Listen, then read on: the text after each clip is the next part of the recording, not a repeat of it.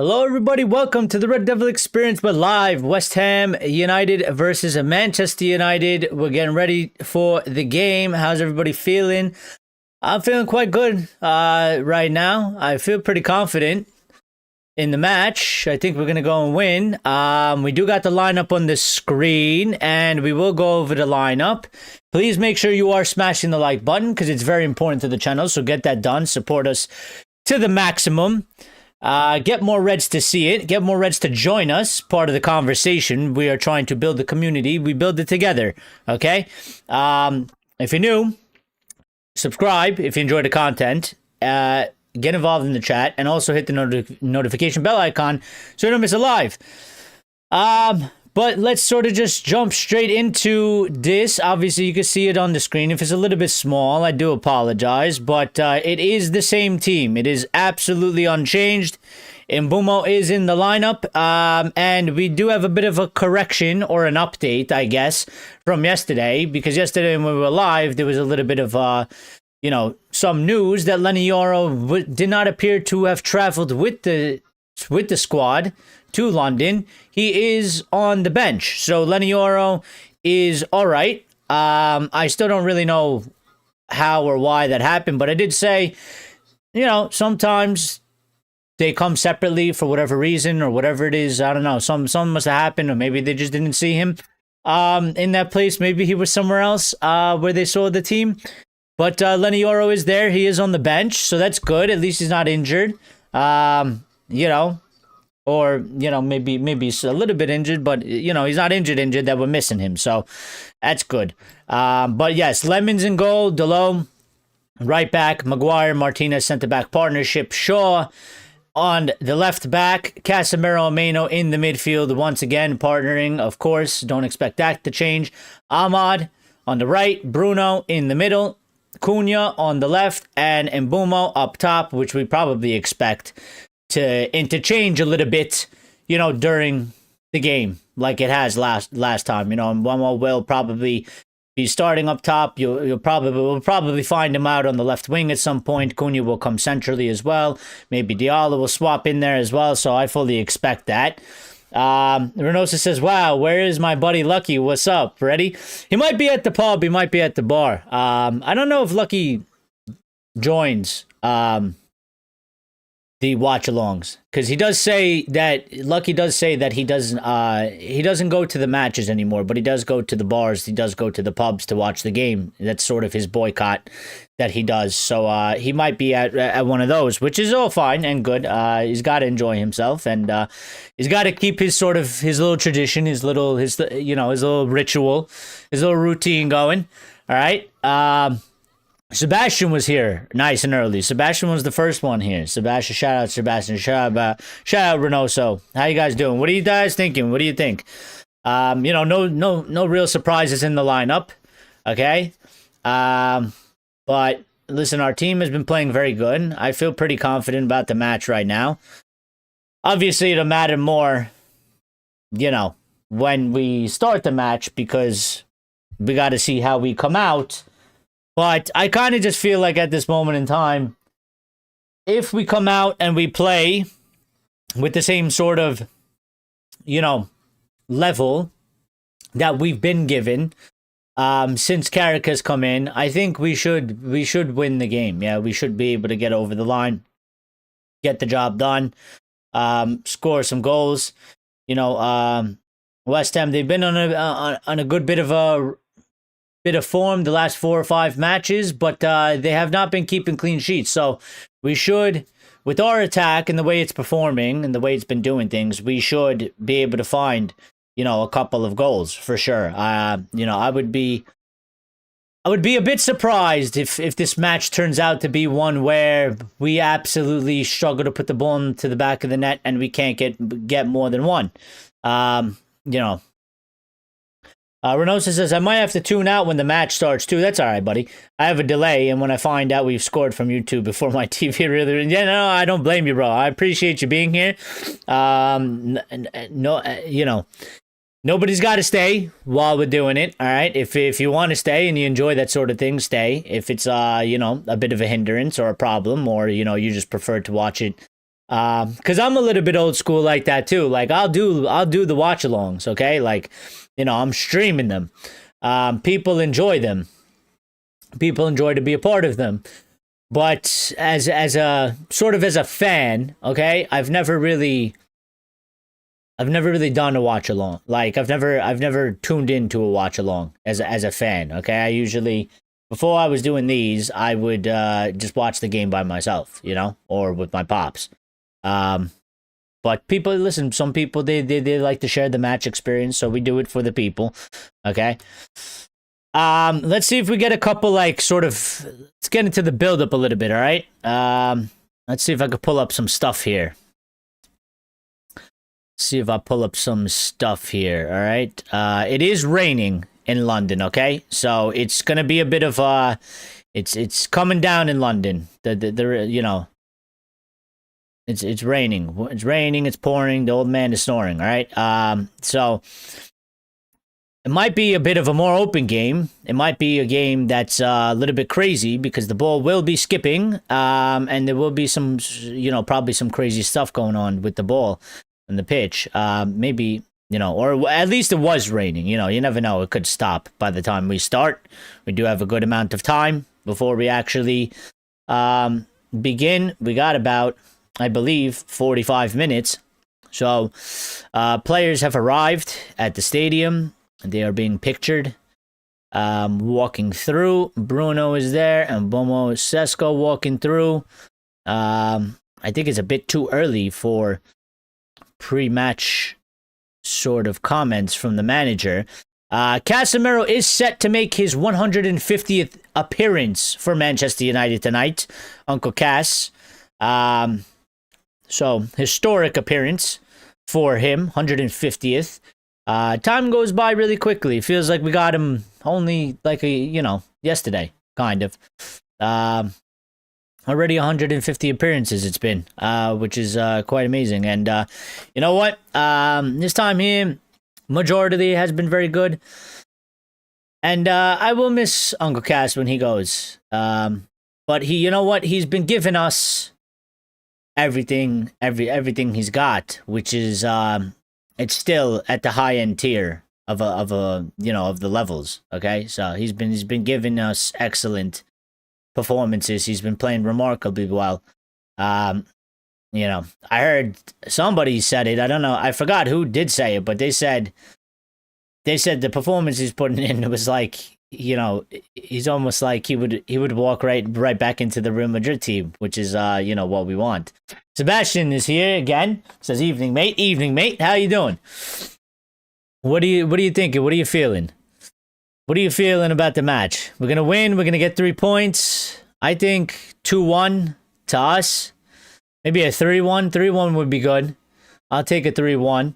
Obviously, I would like a clean sheet, but I don't know. West Ham have been playing a little bit good. They have been finding the net a little bit. So I feel like they could get one. They're home, but at the end of the day, it's okay if they get one. You know what I mean? Because as long as we get more than them, then we get the 3 points. It's all good. We're gonna win, but tough one, to be honest. That's how I feel too. By no means am I saying that this is gonna be an easy match. I expect a battle. I expect West Ham to be physical. And I expect them to put up a fight. I know they are all the way down sort of in that relegation spot, fighting a relegation battle. But again, sort of, when you trap an animal in the corner, the animal starts going a little bit berserk, right? So, yeah, I mean, their backs are really, really up against the wall for them. They are right in that third relegation spot. They're teetering. They need points.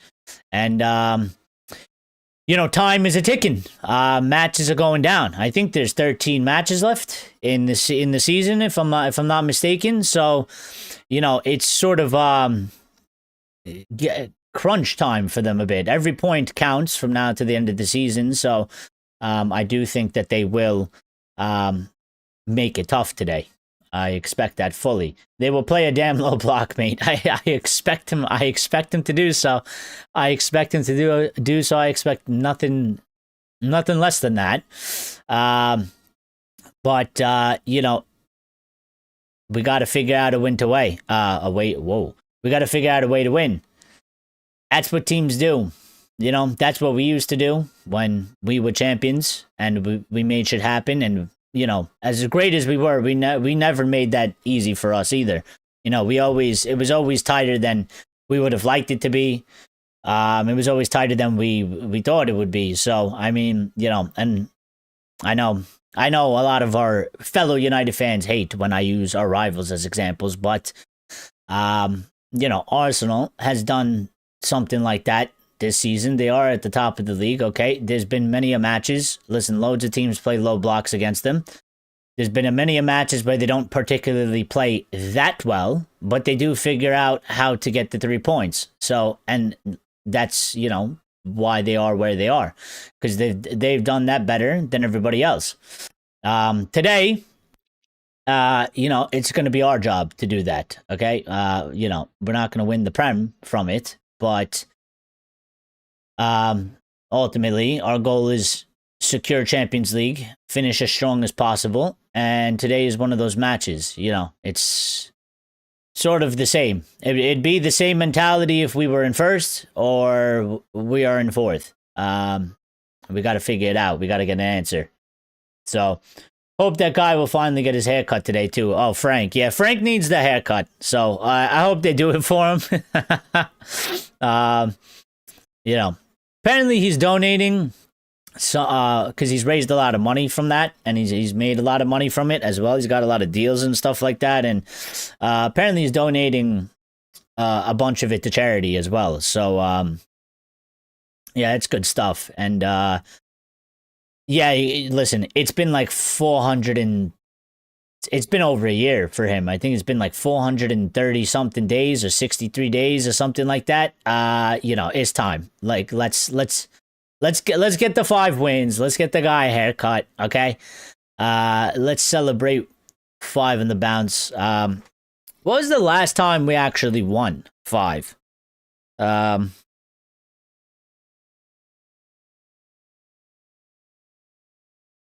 Let's see. Let me look it up. Because I don't even know the actual date or time period that it was in. Manchester United last won 5 consecutive matches in all competitions. In February 2024, under former manager Eric Ten Hag. Okay, but is it the Premier League? 5. When was the last time Man United won 5 games in a row in the Premier League? Man United's last 5-game winning streak in the Premier League occurred in February 2024.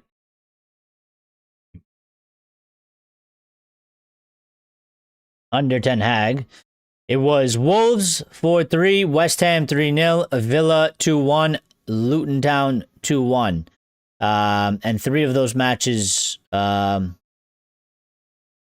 oh, and there's the other one that's missing. Okay, hold on. Let me get the article up. Google AI. No good. No good.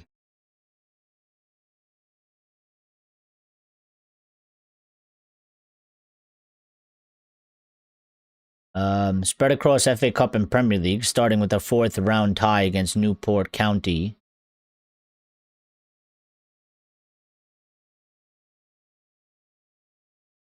(2024) with Ten Hag, yeah. So, I mean, it's kind of long, you know? It's kind of long. Too long. About 2 years now. So,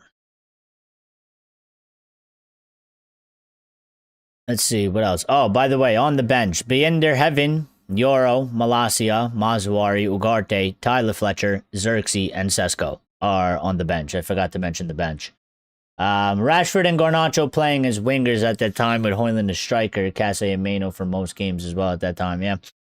I remember that. I hope I'd remember that. That's not too long ago. I shouldn't forget that.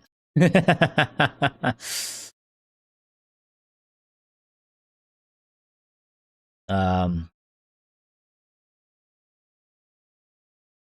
So we do also have another record that United go unchanged for a fifth league game running for the first time since February 1993.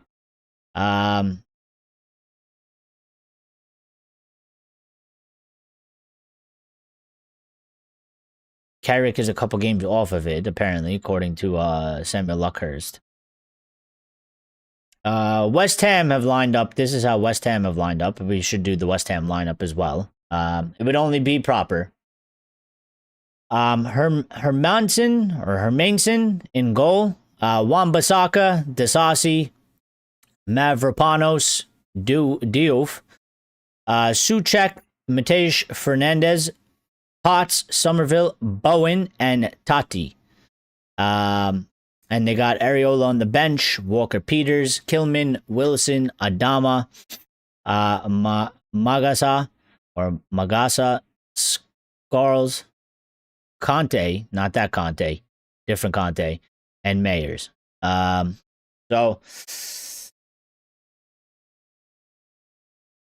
we'll see how it goes. Let's see if we got any updates. I'm waiting for Carrick to give us a little bit of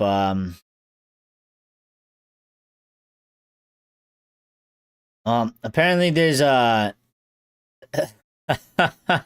don't know if this is like a parody because this guy's got a great big beard, okay? Or it's something serious. But apparently there's another Manchester United fan that he is on day 108 of not shaving his beard until Man United wins 6 Premier League games in a row. I think it is a joke, though, because,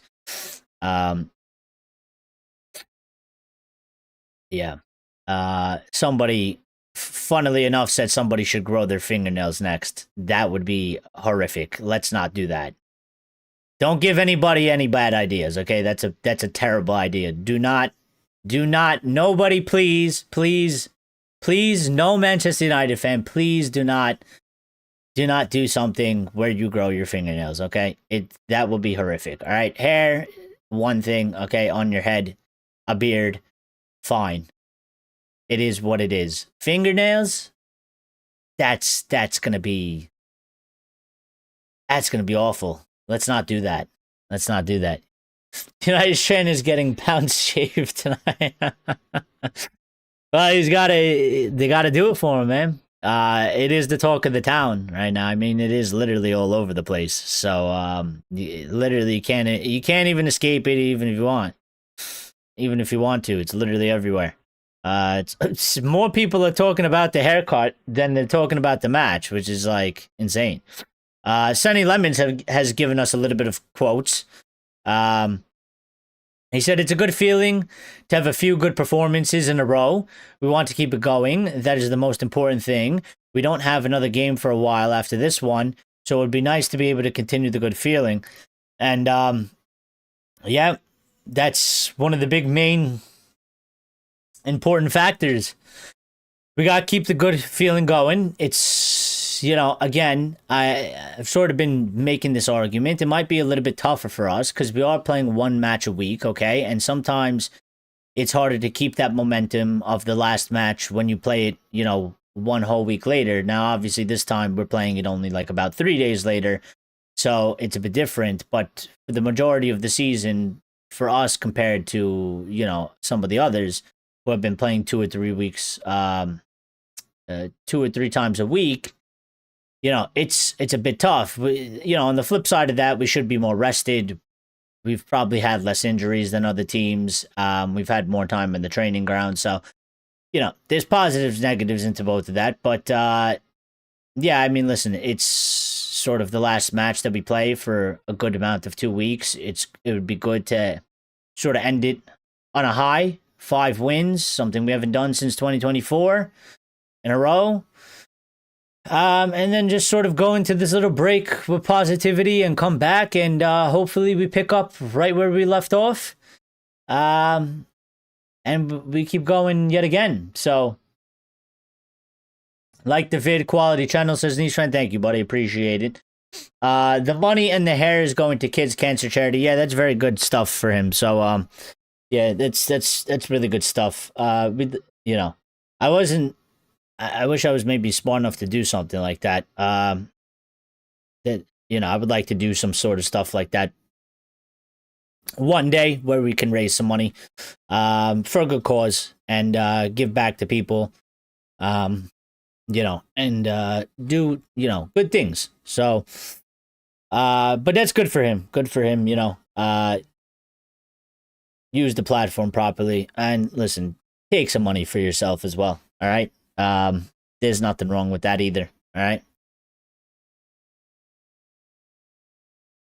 I've seen some people, I don't know if they're just really sour, negative people, or, I don't know, maybe they're just really bitter or whatever it is. Listen, shit happens to people in life and they become that way, and it's unfortunate. But I did see some people calling them out for being a grifter and using United for being shit to make money and stuff like that. And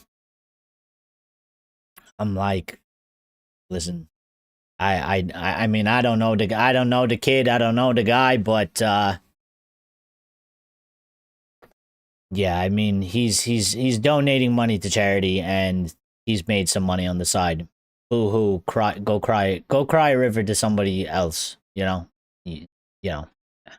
Or maybe they're just trying to capitalize on him. You know what I mean? I don't know. Everybody's sort of just call me evil, but I would keep the money. I mean, that's a bit.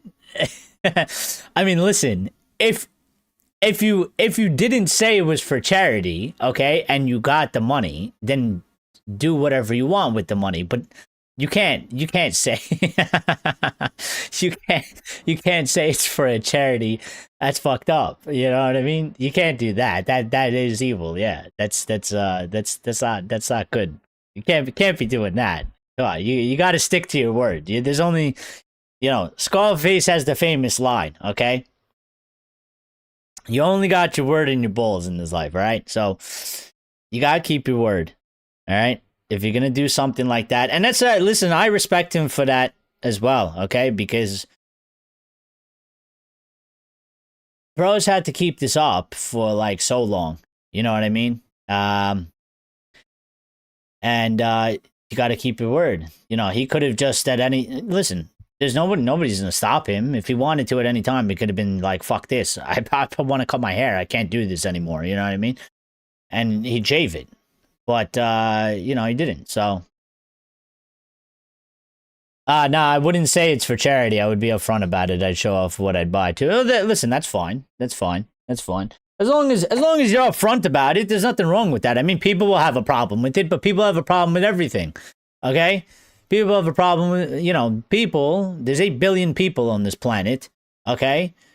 No matter what you do, even if you were able to turn all the water into gold or something like that, there would be somebody somewhere that's gonna bitch and complain and hate on you and say some weird shit that they made up in their head because they're whatever it is. You know what I mean? So,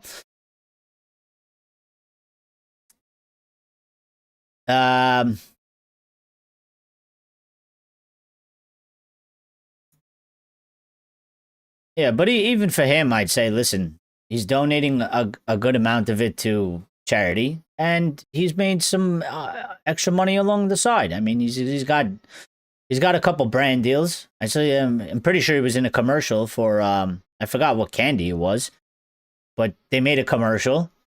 He's met Gerard PK. He's met a couple other people. All right, so yeah, why shouldn't he also benefit from it? There's nothing wrong with that. It's not like it's not like he said he was going to give the money to charity and he's taking it all and gave everybody the middle finger and disappeared. I'll never see him again. So I don't get the hate. I don't get the hate really. People they just like to hate. Maybe they're hating for interaction, Maybe they're hating for interaction. Maybe they're maybe they're writing something very sort of hating, so it's like triggering, so that people interact with them, so that they can get views and clicks from the situation. They're sort of piggybacking off of it. All right. Michael Carrick, here we go. I've been sort of waiting for this. Michael Carrick has given us some quotes here. So Michael Carrick on facing West Ham, he said the league table is irrelevant. It has always been a tough place to come to. He also said on facing West Ham, they have good attacking players. We know what is ahead of us. We have to be ready, and we have got to be good to win the game. And he also said, we want to be a team. We want to play together and have good connections. We want individuals to express themselves and play to their strengths. We have managed to get a good balance. I like that from Carrick. People won't like this from me, but it is sort of similar, or listen, it's one small aspect, but that small aspect is a bit similar to sort of Ruben. Okay, I don't know about the individuals express themselves, but the team part. Okay, sort of this siege mentality. This we play together, we win together, we lose together, we suffer together, sort of stuff. I've always valued that very highly. I always felt like we were missing it for a long time. I felt like Ruben was trying to bring that sort of connection back into the team. I think he did to a certain point. Obviously, the results didn't go the way he obviously wanted them to, and needed them to. So I think it was not as effective as it could have been. But Carrick has come in and sort of picked that aspect up as well. And he's getting the positive results, and it's tying in really well. I do feel like a strong unity is in the team. And that's something I wasn't able to really say about the team a few years ago, 3 or 4 sort of years ago. I did feel like we were super individualistic, a lot of individualism, and we weren't actually a real team. We didn't play like a team. We didn't look like, I remember even 2 years ago, I think when Ten Hag was still here, even then, there was a bunch of matches. We do match reactions, and I remember myself saying a lot. It was like we went on the pitch, and it was like it was like we just met each other for the first time. It was like they literally didn't know each other. But you can't say that with this group of players. You can't. It's just not true. Renosa says, I think when you draw such a large amount of attention, statistically, you're going to get engagement from people who are pretty much out of their minds and will hate you for no reason. But everybody, what's that saying? Opinions are like a-holes. Everybody has one, yeah? So,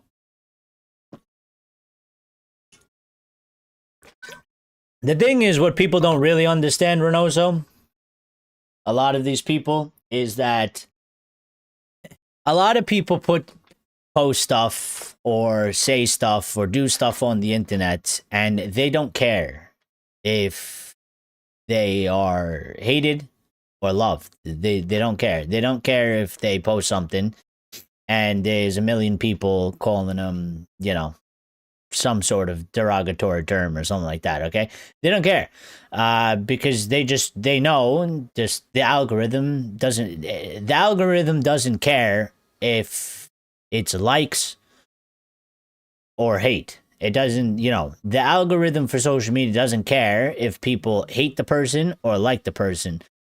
It just cares about interaction. So if you can get 10 million people and they all think that you're a dickhead, and they all write you're a dickhead, you still win. And a lot of the other people don't. They don't realize that. You know what I mean? They bite the hook. They take the bait. They get in there. They write their opinion, thinking that the person on the other end is actually going to give a shit. And most of the time they don't, because they're just trying to make money. The one from Newton. Insanity is when you keep doing the same thing again and again while waiting for different outcome. Einstein or Newton, can't remember. I don't know. I think I would like to say, I don't know. I would like to say it's Newton. I feel like Einstein wasn't really like a philosopher like that of some sort. Let's see. Let's be accurate.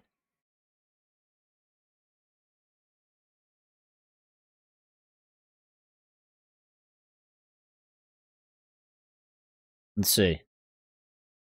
The quote, insanity is doing the same thing over and over again, expecting different results, is commonly but incorrectly attributed to Albert Einstein.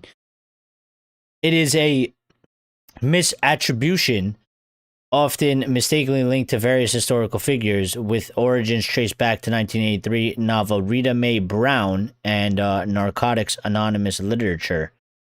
So apparently it's neither. Well, there you go. See, you learn something new every day. Apparently it's neither. It's not Sir Isaac Newton, and it is not Albert Einstein either. It is somebody named Rita Mae Brown who wrote a book.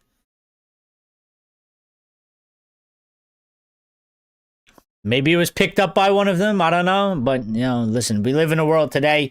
Who knows what's real anymore? I don't know. Listen, the other day, okay, we got about 20 minutes to kick off, all right?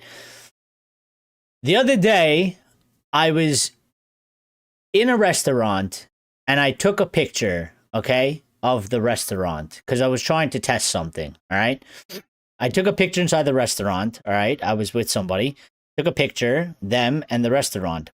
I took the picture, put it into Grok, okay? And I asked Grok, is this image AI generated? And Grok told me the image was AI generated. Meanwhile, I took the picture myself. And then when I tried to tell Grok that the image is not AI generated because I literally took the photo myself on my iPhone, and I'm in the restaurant right now, and the person in front of me is a real person and is not AI generated, it tried to gaslight me into saying, it pretty much said, sure, buddy, sure it is. If you want to say it is, go ahead. I'm not going to stop you. And I'm like, I'm like, the AI is fucking with me. And it's wrong. Even the AI can't tell if it's AI. So we're living in a world where like nothing exists anymore. All right. It's the United Strand. Maybe the girl was too pretty then. You know what? To be honest, it did say that it did say that her skin was too smooth. That was one of the things it said. It said her skin was too smooth. So that it had to be AI. And I was like, all right, whatever. Who cares about hair guy? Well, apparently loads of people do, Grace, because I've been on the internet today, and I've seen more about United Strand than I've heard about the actual match. Nobody is talking about the game. So, come on, Amorim. Amorim's at home. Amorim's at Portugal. In Portugal. Maybe he's watching us on the TV. Sebastian says, see? Listen, I don't know. You don't know. I don't know. I was getting angry, and then I got scared, because I was like, if the AI thinks that a real photo is AI, I'm like, this is going to destroy the world, because even the way people are using it nowadays, it's like, they just ask, like, Grok something. You go on Twitter, and somebody doesn't know something. They say, Grok, is this true? And whatever Grok says, everybody's like, see? And then that's it. And it's like, it does say on the bottom in little small words that Grok can make mistakes, so double check. But nobody does that. So I'm like, so we're living in the Matrix for real now. He's bigger than United now. Enjoying his millions. Well, listen. It is what it is. I think it's a bit fair compensation. They bring him in. It was their choice. I can't really hate him. Can't really hate on him for that. They bring him in. They gave him the deal. Did you see Shaw's quotes about being happy he needs to get out now? I did not. When did he make those quotes? Dan, that's a good pickup line, Curl. I took a pic of you by accident, and Croc says you're too fine not to be computer generated. Well, I did tell her. I did show her. I was like, because I told her. Because obviously, I pulled the phone out, and she was like, what are you doing? I'm like, I'm taking a picture, because I was like, I want to fuck with the AI. I was like, I want to see what the AI says. Because I was doing this the other day. Like, there's a couple, you get a couple pictures, you ask if it's AI generated or not, and like, you can trick it. Sometimes it's AI generated, and it tells you it's real. And then sometimes it's a real photo, and it tells you it's AI generated. So it doesn't, it actually can't tell, which is scary. He was saying Carrick has brought happiness to the team. Here we go again. Well, I think he has, to a certain degree. Because they're winning. So, and even them going on the pitch, I mean, they seem like they're enjoying themselves. From the first match, they seemed like they're enjoying themselves. I don't know to the minute detail what changes he made. You know, who knows what he's been telling them and how he's been going about training and him and the coaching staff. But, I mean, for sure, the mentality and even the attitude has definitely changed. So, you know, you couple that with the performances we put in, the wins we've gotten, and yeah, I mean, you know, happiness has definitely come back in. How can you not be happy when you're winning matches and you're playing good? You know, it's hard to sort of be happy when you're playing like shit and you're losing. And you know, you're letting the fans down, you're letting the club down when you can't beat 10 men at Everton at home. And stuff like that. So what's my score prediction for this one? I'm going 1-3. We will concede a goal today. Yeah, I think 2-1. Well, 1-2. When I say 2-1, I mean us. I don't mean them. 1-2 to us. Maybe 1-3. For the goals. But I mean, we'll see how the match goes. You know, I usually give it a good 10 minutes. See how the water's feeling, you know? Because, you know, you just never know till the ball is kicked, all right? I got to see the players running. I got to see what they're doing, you know, with the tackles and stuff like that. And the runs they're making, the passes they're making. But like I said before, half the battle is going in with the same level of intensity, attitude, execution that we've had over the past, like, 4 matches or so. So we need to do that much. And I think we'll be okay. We'll be okay. We'll be fine. You know, I don't think we'll have much to worry about. I would like us to score first, though. I think it is of great importance that we do not concede the first goal. Because if we concede the first goal, the match, I think, will be much more annoying and will become much more difficult than it is going to be.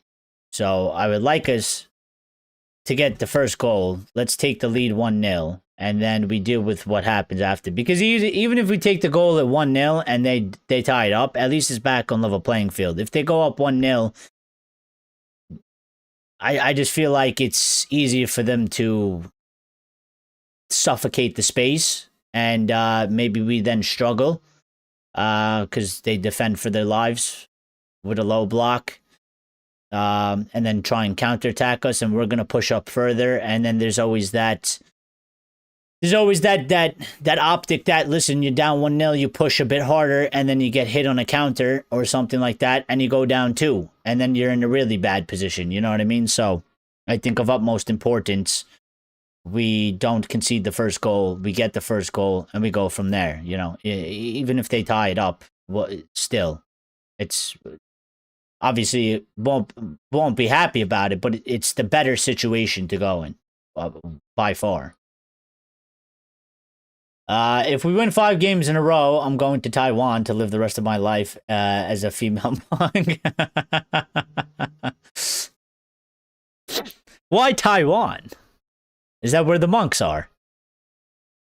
Yeah, did they all live in Taiwan? I thought they live in Tibet. They got Tibetan monks, no? Don't they live in like the mountains? Up high, overlooking everything. Seeing the world or whatever it is that they do.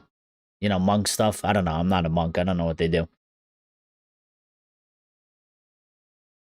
I know they like meditate and stuff. They live a life of peace. They're better off than us. Sometimes I feel like I want to go be a monk, you know? Listen, if I ever disappear, okay, it's because I've shaved my head, all right, and I've gone to be a monk somewhere in the world. And after like a 15, 20-year journey, I will return an enlightened one. Go live with the goats. We like the goats. The goats are great. What else you got for us, Carrick? Yeah, I read that already. I want to be a team. Yeah.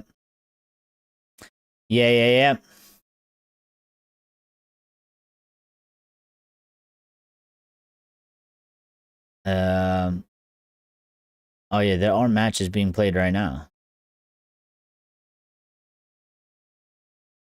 Manchester United have named the same starting XI in 3 consecutive Premier League games for the first time since May 2023.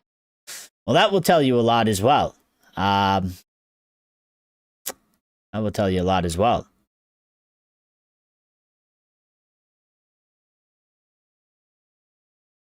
I'm surprised Ruben didn't do that. For all that talk of he kept playing the same players, and he never did that. Hello and welcome to the RDE from Tibet, and today we're taking Harry the goat for a walk. We'll have him dressed in we'll have the goat dressed in one of those ponchos that they put on the donkeys. I don't know if it's a poncho. You know what I'm talking? I think it is a poncho. And the ponchos that they put on the donkeys in Mexico. Well, we'll put a poncho on the goat, a united poncho, and we'll give the goat a red sombrero as well. I know I'm mixing cultures here, but that would be funny. Okay, we're getting ready. We're getting ready for kickoff. Kickoff is coming soon. All right. I got enough water. No. Well, we're gonna have to wait till halftime at the very least. Real quick, I do need to set up the second show. I would like to set that up before. Real quick, I want to get that set up before we start the match because I don't want to do it. I don't want too much things to do. So, where are we? I need this. Thank you very much. I need.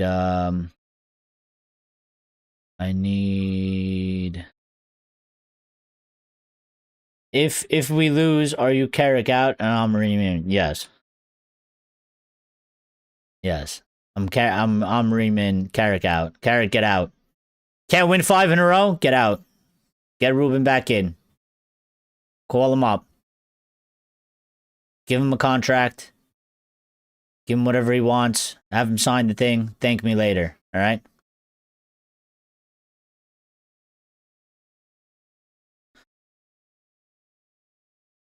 I think the players, are we walking out yet? Not yet. Soon. Close.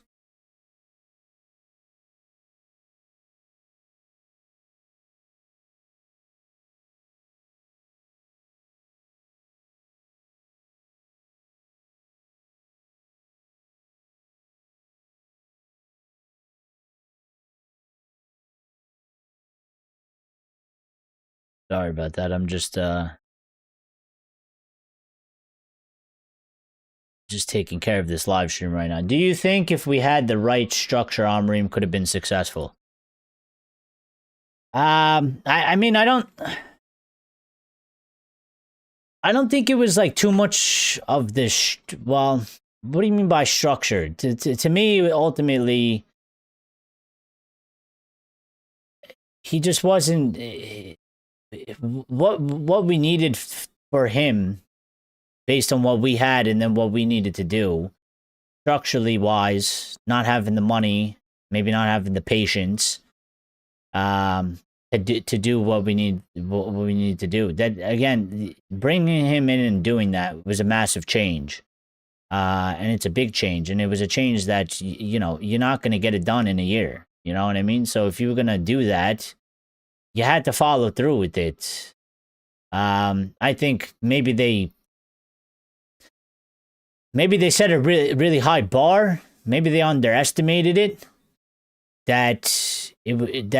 Maybe they thought that they could do that sort of big change in a way shorter amount of time than it might actually do so. But to me, what always stands out is that that sort of that Liverpool,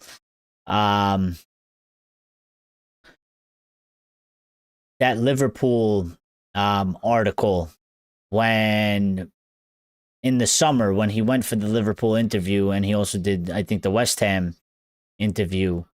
What's his name? Michael Edwards from Liverpool, the guy that runs the whole thing there, the director of football or whatever he is. He basically said we didn't pick Ruben because to do the change to play the way that he plays, to change that system and get the players to fit that system was going to take a longer time and be a lot more expensive than if we went with somebody like Slot or, that plays similar to what we already have. So I still don't think he's a bad manager. I don't think the system is necessarily bad, but you need it is one that is a bit like you need very specific stuff for it to work. So it might not be super ideal. But I don't think that necessarily means that it's bad, though. What's today's date, by the way? Is today the 9th? The 10th. 10. I gotta change this.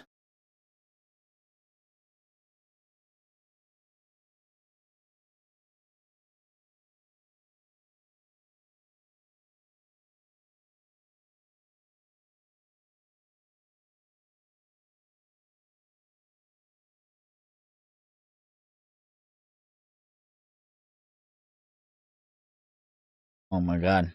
I can't type. West Ham versus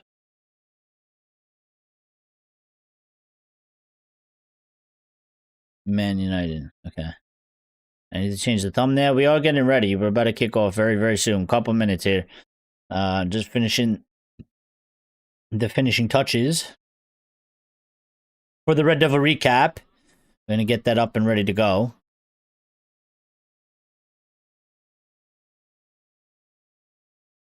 So we don't take too much time after the match. All right. Ray's here, says, let's go United. 1-2. Need this big game. We have to break this habit we have against the lower tier teams. Yeah. We sort of did our job against Fulham. It was a late one. It was a tough one. We almost blew it. We were at home, but, that was sort of a starting point to do that there. Okay, and we got another one here. So let's see how it goes for us. I need to, what is it, hour and a half, hour 45. What did we put it for? Like 2 hours from now? Maybe 5:15 is good. Okay. We're all set up. We're all ready to go. We got the other one.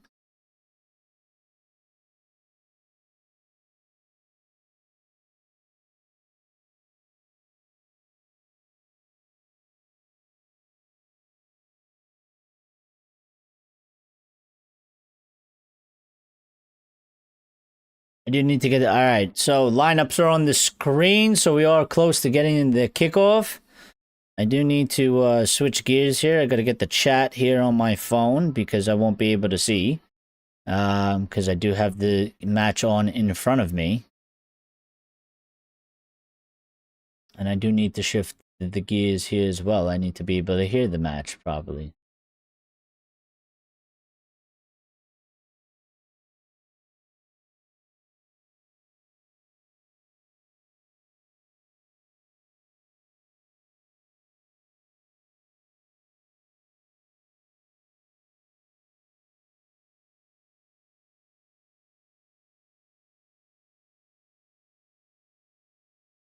Oh. All right. Now, let me get the timer ready because we are about to kick off right in the next minute or two.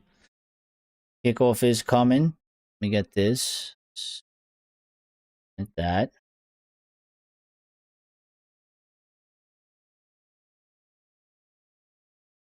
X says, best of luck to us. I will start watching the stream on my TV. See you at halftime, GGMU. See you at halftime, buddy. Hopefully, we'll be in the lead when I see you at halftime. So, GGMU, let's go, guys. Come on. Let's get ready. I'm ready for this match. It's always a bit weird during the weeks. I will not lie. If I'm a bit behind, I'm a bit behind.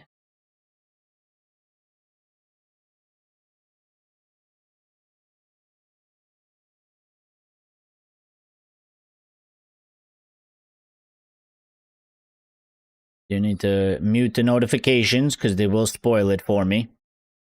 On my phone, I get like a million notifications to keep up with the news and stuff. All right, we're about to kick off here. We're getting ready. Players have taken stage at the center circle. Bruno Fernandez doing a little bit of stretch before he kicks the ball off. And we are underway, people. We are underway.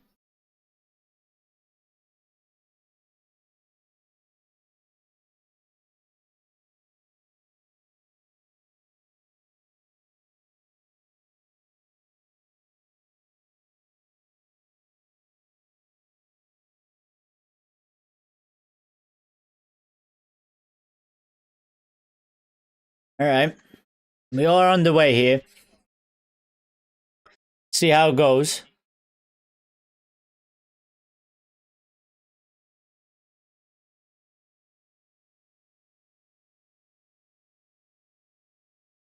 Nothing happening so far.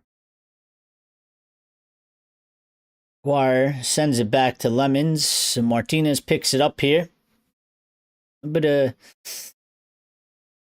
slow start so far. Slow start in the kickoff.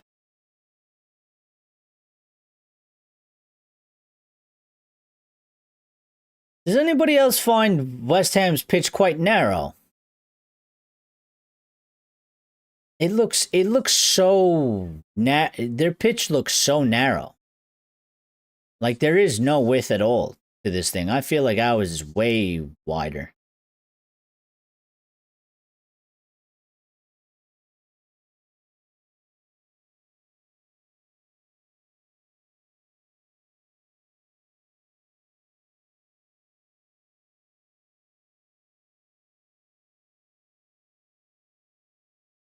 Low gives it to Ahmad. Ahmad dribbling here. Looking for a pass. Finds Luke Shaw.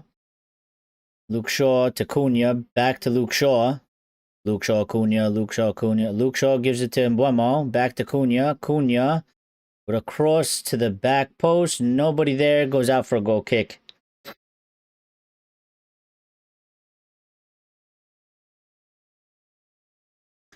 That's poor by Cunha. Poor by Cunha.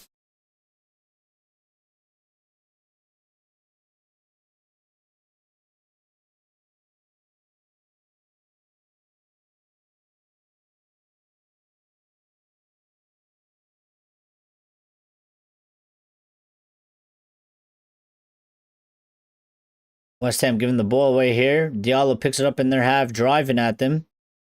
Dispossessed. West Ham pick up the ball. West Ham getting sort of their first actual possession of the game so far, 3 minutes in. Bowen coming down the right-hand side, and Buomo defending him.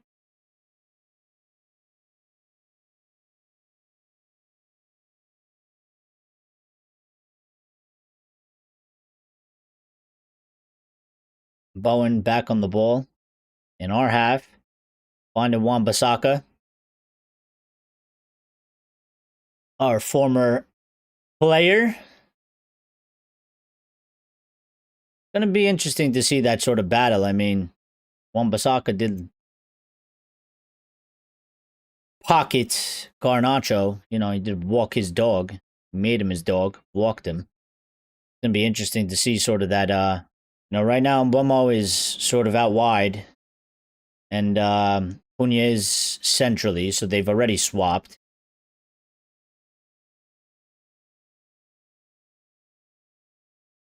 And that's where he is right now. Bumo is out on the left-hand side right now. We'll be watching to see how that goes. Maguire. A little bit lack of communication back there. He's giving the ball away in a very bad spot. Bowen goes down. Maguire challenges it, and I think it goes out for a corner to West Ham. So, first corner of the match, 4 minutes in. Miscommunication there in the back. I mean, I don't know what was going on there. Was definitely not a foul. It was definitely a clean tackle by Maguire. All right, first big test. Let's see. Let's not give up a goal here on the set piece. First corner of the game. Got to defend it well. Ball comes in. Lemons punches it. Diallo tries to clear it. Goes to Cunha. Cunha sends it to Diallo. And Wan-Bissaka picks it up and gives it to West Ham's keeper.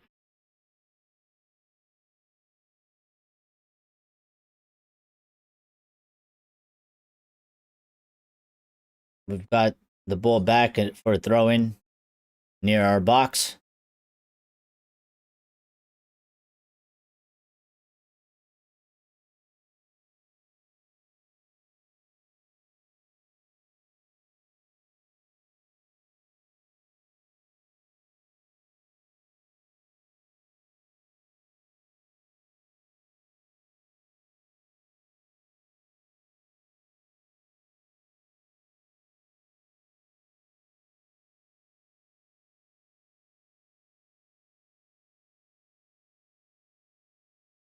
How much in here so far? 5 minutes in, nothing's really happened.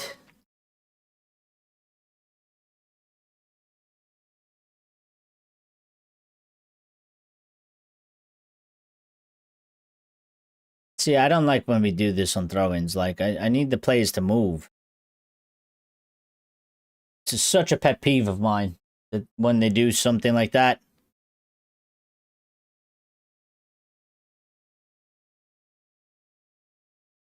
It was a handball. Delo gives it to Bruno, back to Diallo, back to Bruno. Bruno driving with it through the midfield. Finds Cunha.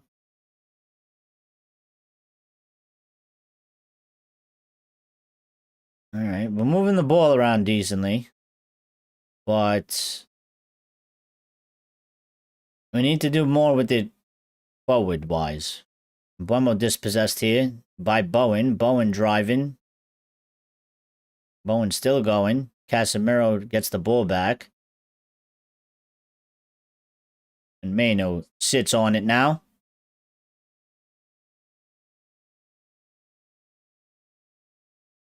A good track back by Mbuemo. You know, he did lose the ball. He did get dispossessed. He did track all the way back, help Cass make the tackle, get the ball back. What you want to see from your wide players. What you want to see from a Manchester United player. They lose the ball. Don't give up on it. Go back. Go get it back. Go try and make something happen. Go help the team.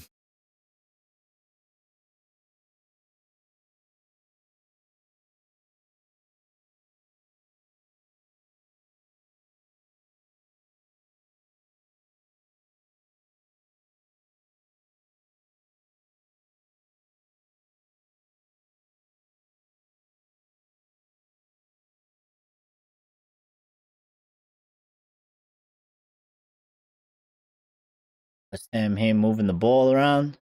Bissaka's got it. Out to Bowen. Luke Shaw trying to defend Bowen. It's going to be an interesting matchup on this left-hand side. Mbeumo versus Bissaka. Luke Shaw versus Bowen.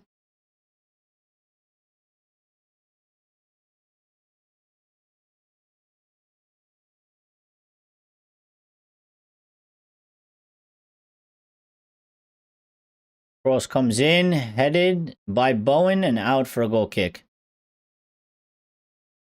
Wasn't a bad play for them.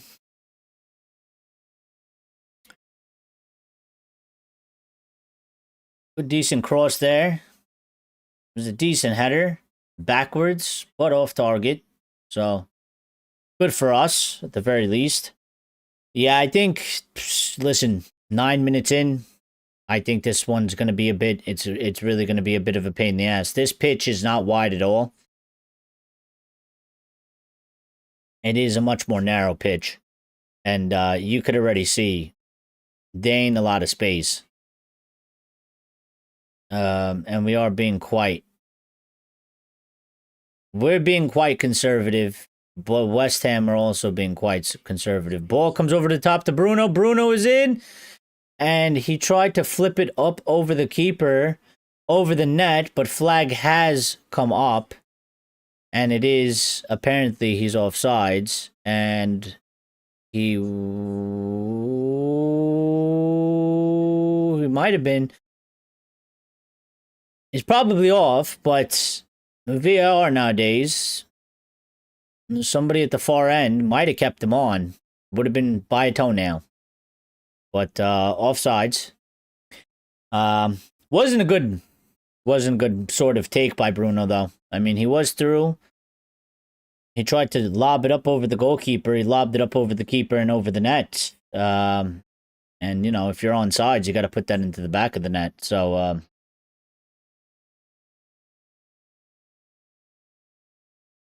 bit lucky that it wouldn't have counted, I guess. But the next one, I would have liked for him to put it on. I don't know why he kicked it up. He should have just brought it down, went around him. I would prefer for him to do that if that happens again. Maguire fouled here out of the back. Free kick to Manchester United.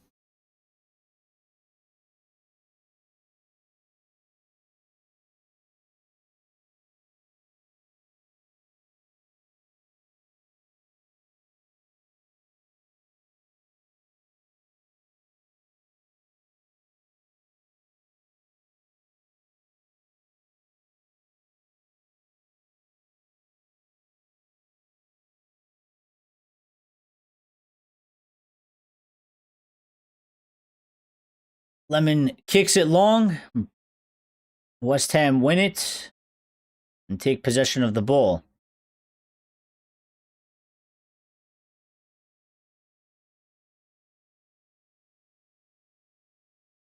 United away fans making themselves heard, as they always do. Traveling away fans. Martinez steps up. Good intervention. West Ham get it back. Maino with a good interception there. Got man on. Did well. Maino did get fouled, but advantage to us. Bruno sends it over the top to Mbeumo. Couldn't find him, and West Ham picked the ball back up. So it does seem like we're trying to go over the top. West Ham are now coming hard. Back the other way. But so far, 12 minutes in, I think we've sent about 3 balls over the top looking for the run in behind. So West Ham here, though, probing. Somerville shoots it. Good save by Lemons. Very good shot by Somerville from outside the box. Cut in from the left-hand side on his right foot. Tried to curl it into the far corner. And you know what? It was a good shot. It was sort of in the corner. Lemons had to reach to get it. Good save by Lemons. Good job being alert there. Being on your feet. Reacting well. Another corner to West Ham. This is the second. Corner comes in. That one was easily dealt with by Cunha. Headed out. West Ham pick it back up in our half. Wan-Bissaka sends it out to the left-hand side. West Ham playing around with it. Somerville. Cross comes in. Dealt with by Delo. And Mbeumo. Short. Casemiro clears it long. And Mbeumo trying to run onto it. It was actually a decently good ball. We don't get to it, though. And West Ham pick it back up again.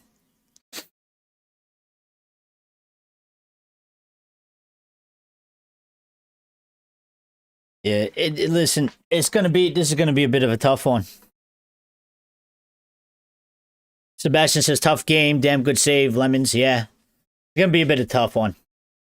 The pitch is not, it's not as wide as some other pitches, which obviously benefits the shit out of West Ham and doesn't benefit us. And you could just see with the way we're playing. We are hitting sort of the vibes of what do we do with the ball because there's no space. Right now we are struggling to figure out how to move the ball around with the lack of space. All right, we're being very conservative.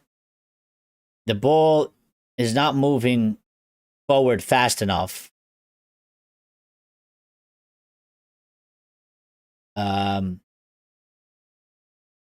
And we're kind of just hanging on to possession, passing it 5 feet, left and right. But it is very, very, I mean, West Ham are very, very sort of compact of the space. Delo finds Cunha. That was Bruno. Good ball to Cunha. Cunha's going to pick it up in the corner on the right-hand side here. Tried to find Bruno. Gave the ball up to West Ham. West Ham tried to clear it up the pitch and it's gone out for a throw into us. Lawrence is here. Says, not going so well for the lads. Not a good link up between the back four and the midfield. Perhaps play long to Ben. But where is Ben? Well, Ben's on the bench right now. But, yeah, I think,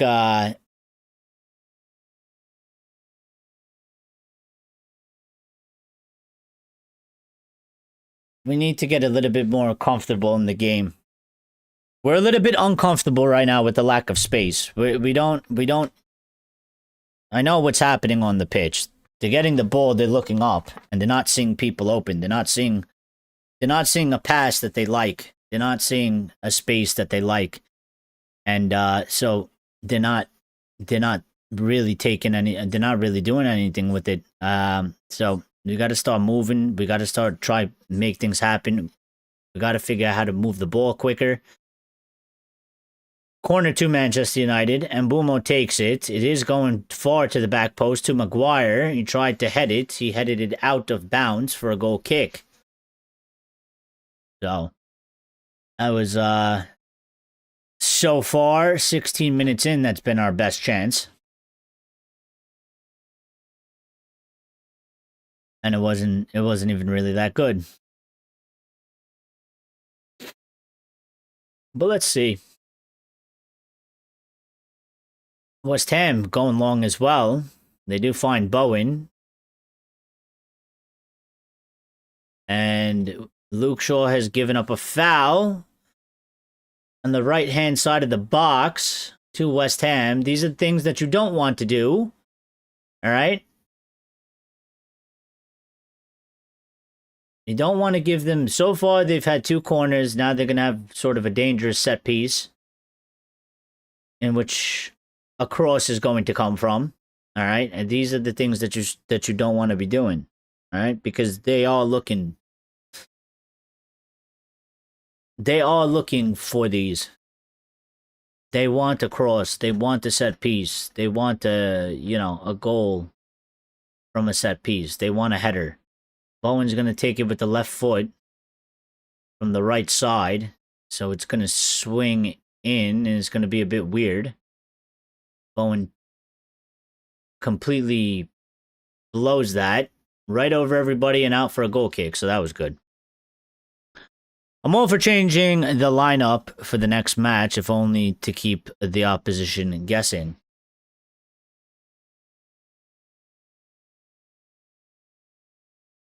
Well, maybe. Maybe we do have to do that a little bit.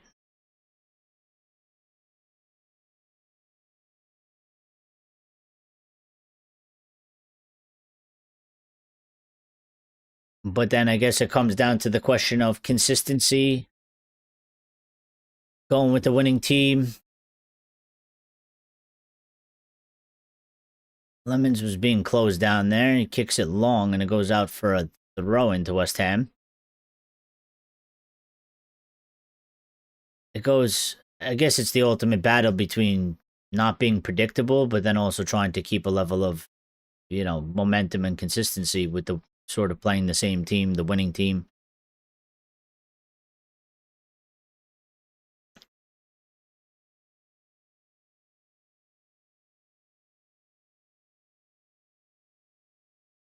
Slow start to the match. Hasn't been a lot in it. West Ham slightly the better team here so far. They've had a bit more than us. We haven't really started to get going yet. West Ham have seen more of the ball so far, but here we go. We are getting some passes. West Ham are a bit open. Let's see if we could do something out of this. Good 1-2 between Bruno and Cunha. Cunha driving. Gives it to Delo on the right-hand side. He finds Diallo, and the ball went out of bounds. They look fairly confident, West Ham, because of their recent record is good against us. Bowen and old Reds like Wan-Bissaka can lead. Well, I mean, they are home as well, right? And they are fighting to not get relegated as well, so. But that little sequence that we just had was quite encouraging because, it was a lot of passes, small passes. We sort of passed through the lines. Good tackle by Lizandro there. Lizandro's on the ball here. Goes backwards. Yeah, it's going to be one of these matches that's just going to be, it's not going to be super end-to-end. Let's see what happens. Cunha finds Luke Shaw out wide left. Luke Shaw coming with a cross on the ground. Wasn't a good one, and it's been sent out for a corner to Manchester United. So 2-2 on corners now. This is our second. Let's see what we do on this one. The last one we sent a high lofted ball, floater of a ball, to the back post to Maguire. Let's see if we do something different here. Bruno's going to take this one, and Buemo took the last one. Let's see what comes out of this. Casemiro and Maguire are at the back post, along with Luke Shaw. Ball comes in on the ground. Ooh, that was a good one. Bruno sent it low on the ground. A bit of a bouncer into the middle of the box. I think Luke Shaw got on the end of it. He kicked it and cleared off the line by Wan-Bissaka. That was a goal. Wan-Bissaka clearing it off the line with his knee. That was a nice set piece there. Definitely the best chance of the game so far by both teams. And I like that. There you go for being a little bit sneaky. A little bit of trickery. Trying to catch them off guard. We did. We were a bit unlucky. Or they were a bit fortunate. Wan-Bissaka was right there where he needed to be, and he reacted well to clear it off the line. Would have been a nice another set-piece goal. It was one sort of a bit not similar to the Tottenham one, but this one was directly into the center, but it was low on the ground. We did not cross it in. So, big low line clearance for our old boy, inspiration from Arsenal then, but much more creative, of course. Yeah, ours is way better because we don't we're creative and we've been scoring from the set pieces, but we don't physically assault the goalkeeper to get it done, okay? You know, there's another word that I would like to use for that, but I'm not gonna use it. But yeah, like Arsenal literally like they get like 9 players and they try to gang bang the goalkeeper. Like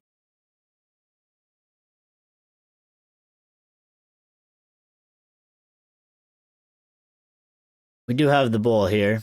Just it's a lot of probing, it's a lot of waiting, it's a lot of like, the low with a decent and Cunha pick the ball back up. We are on the press here. West Ham are getting a bit blocked in.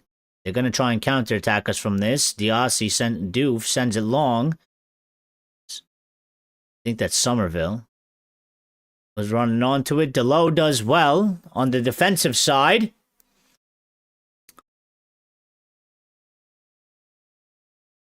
There's a good interception from Disasi. Bruno trying to thread Casemiro through. And he did stop us. GBH, it's called Britain Creeper's bodily harm. Yeah, no, but like for real, like they literally physically assault the goalkeeper. Like I don't even know how it's legal to do that. It shouldn't be legal. You're not, as far as I know, you're not really supposed to impede the goalkeeper. I think if you make a circle around the goalkeeper. Sure, here on the left-hand side against Wan-Bissaka, he crosses it. It did get to the center of the 6-yard box, but there was nobody there. Bruno making himself complaining here to the ref because Cunha was fouled. The ref let the advantage go, I guess. But yeah, I mean, Cunha was getting pulled.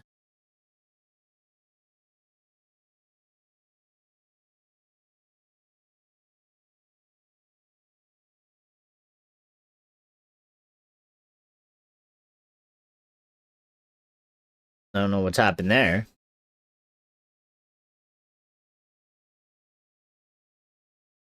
All right, West Ham throwing.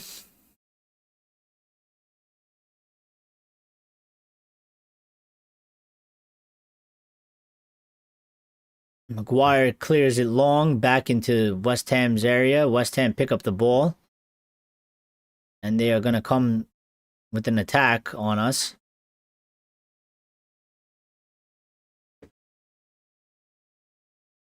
They've reached our box. Maguire gets a foot to it, but goes right back to them. Wan-Bissaka out onto the right side. Cross comes in. Delo does well. Heads it out. West Ham pick it back up. Still in our half. Oh, Delo's had some good defensive action so far.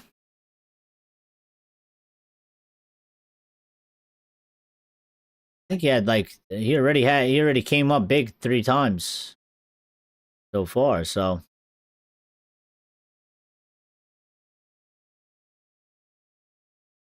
Cunha Delo finds Ahmad. Ahmad, Mainu, nice pass into the ball, boys. Bruno spreads it out to the left for Mbumo. Yeah, this is one where we're definitely going to be playing. I mean, we are playing right now. Slower, more patient build up. I don't think we can actually play as fast as we probably want to. There's just not.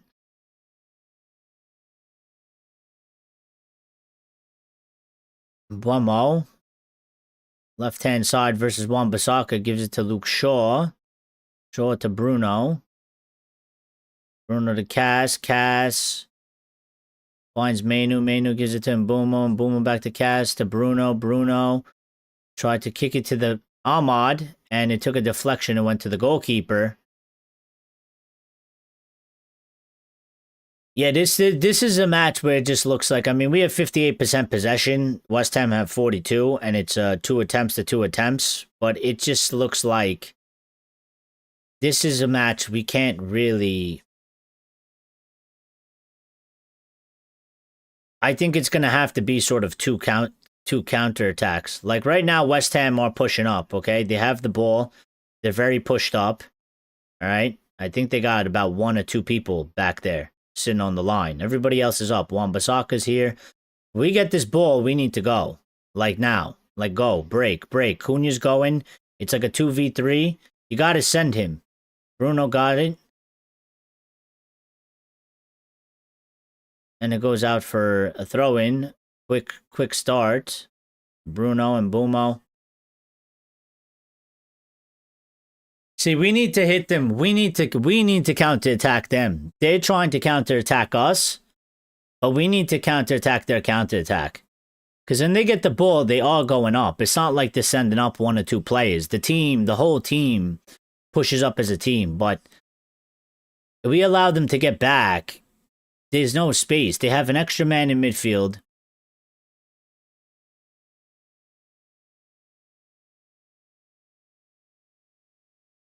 They're forming almost a 5-back as well.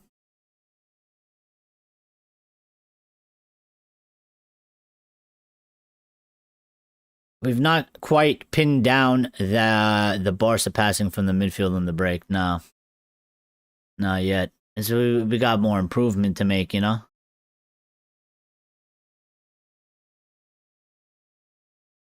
A lot of sitting on the ball for us. I don't necessarily blame them. Because just looking at the pitch, this is not really a good option to put it anywhere. There is very much a lack of space, a lack of an open man. But this is what I'm saying. Like,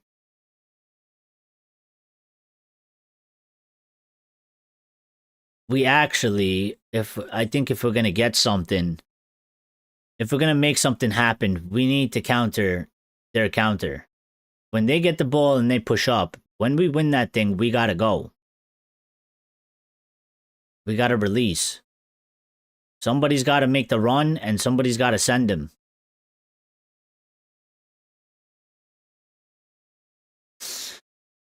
Manchester United foul. West Ham's ball in their own half.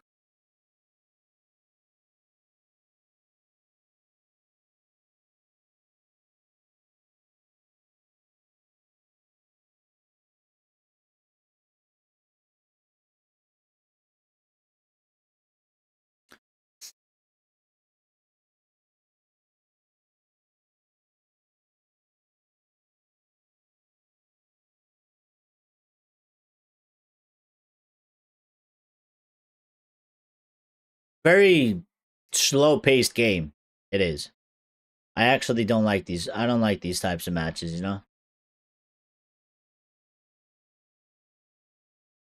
Delo picks it up, finds Kaz. Two people on Kaz. See, we don't have space. Delo loses out there. Delo, you gotta run back, brother.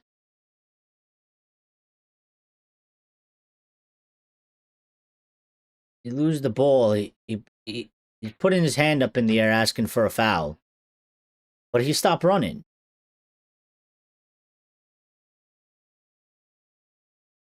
Cross comes in. Deflected, but still comes in. We pick the ball up. Boomo. And we give it right back to West Ham.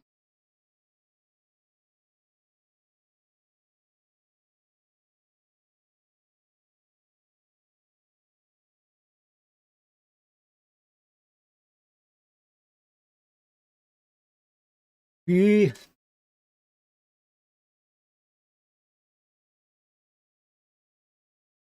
Harry Maguire injured, is he? He might be ahead of me.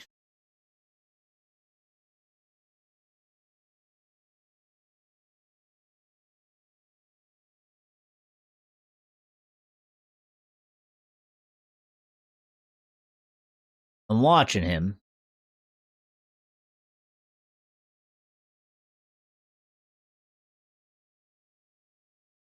I'm watching him right now. Well, I can't see him right now. He's off the screen, but I was watching him. Yeah, hamstring possibly. Yeah, I heard the commentator said that. Well, I mean, listen, if that's the case, I wouldn't be surprised. But for Harry, I wouldn't be surprised. West Ham, Maguire did well to get there. Goal kick to Manchester United, which is also good. Maguire did well in there. Right, cool. Off on West Ham. Good call by the whoever that was, the linesman. Good call by them. They got it absolutely right. I don't know. So far, I think Maguire looks all right. I don't know. He hasn't signaled anything.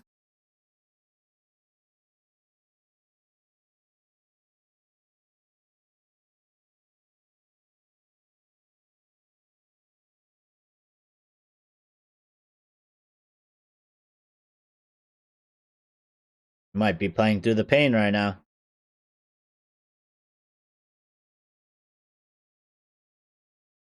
What?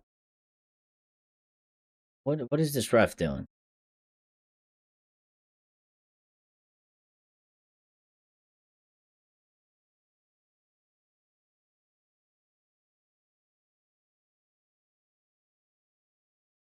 Thomas Tuchel is at the match, doing his English duties.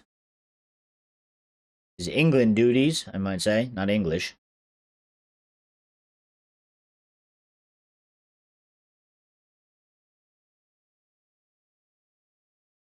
Yeah, it's not been a great game so far. It's not been a great game so far. Our best chance was from that corner. The best chance of the game, really, from either team. Let's see if we could hit them on a counter. We need to counter them. Go, Ahmad. Send it to Bruno tried to send it first time to Mbumo. Miskicked it.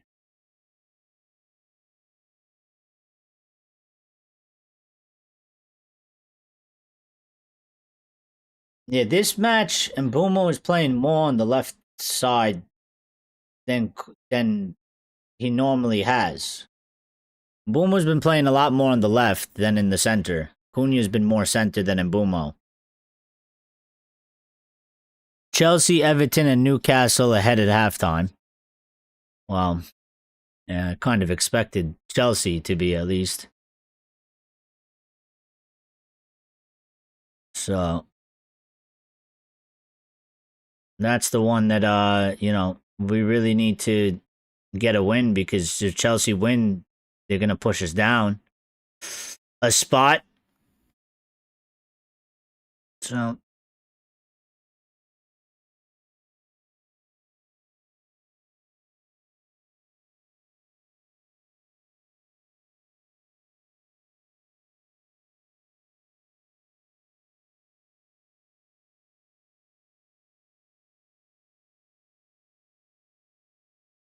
Sandro, Mbumo out to Shaw. Shaw. I can't believe Luke Shaw is the guy that has started every single match this season. He's the only player that has actually started every single game this season. You're talking about a player that's been injured from the moment we bought him, and he started every single match this season out of everybody. And that just goes to show you, you just never know in life, because there's nobody. I don't even think Luke Shaw himself would have said, yeah, this upcoming season, I'm going to be fully fit, start every match ahead of everybody else. On the positive side, West Ham don't look particularly threatening on goal. They don't. I do worry about the set pieces. We are moving the ball around well here, but the space is very tight. And we are struggling to find it. I think that should be a corner for us. One or two might have been Dorgu or Delo starting instead of him, but perhaps I'm wrong. No, they just said that he started every match. He's the only player in the whole squad because he was playing center back most of the time. He hasn't missed any game to injury, or anything like that. So the first time in his career, he might actually complete a whole season without missing a game, which is crazy.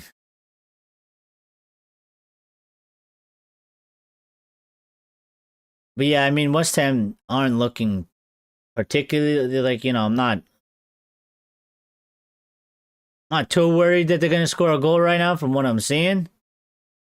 Although that does tend to mean that a goal comes out of nowhere somehow, some way. But what I'm looking for us to do is figure out this dilemma we have here, that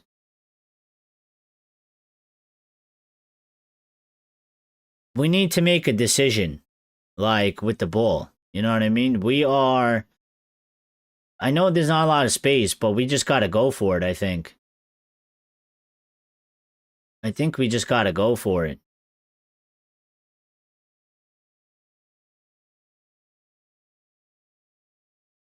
It's that point there after us at baseline, the Hammers.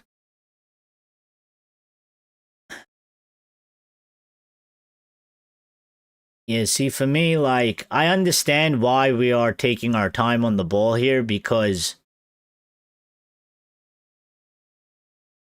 we don't necessarily want to just give the ball easily to West Ham to allow them to counterattack us, but at the same time, we're also sort of playing into their hand a bit here, because they're more than comfortable to just sit and wait for us. We need to figure out how to pressure them a bit more, make them more nervous in defense. I feel like they're way too comfortable right now. All right. Delo. That was crazy. Sequence. What the fuck? What is going on? Delo gave kind of a bad pass back. Maguire did a pick. Sure, drive in. Ahmad here. Shoot it. Off target.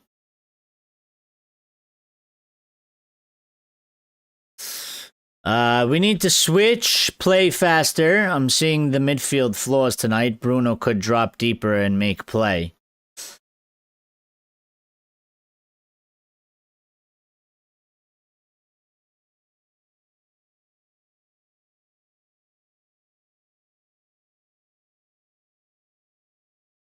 I don't know if that's a foul on Maguire or not.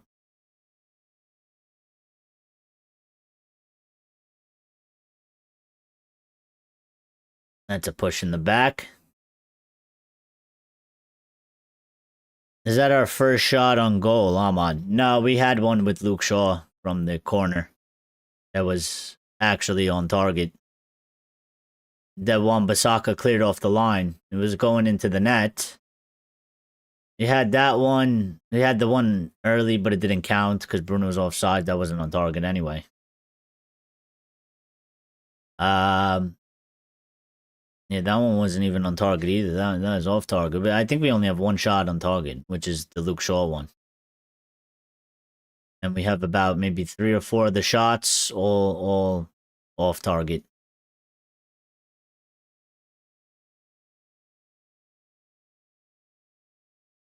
I will say this. Hopefully in the second half, maybe it opens up a little bit more, because this game is not very entertaining. It's very closed down. And we are struggling to figure out what to do with the ball. And this has always been our problem. This has always been one of the biggest problems we've had through many iterations of teams. when there's a very lack of space and they are structured and they are disciplined in their shape, we struggle to come up with a bright idea with the ball. We struggle to make things happen. So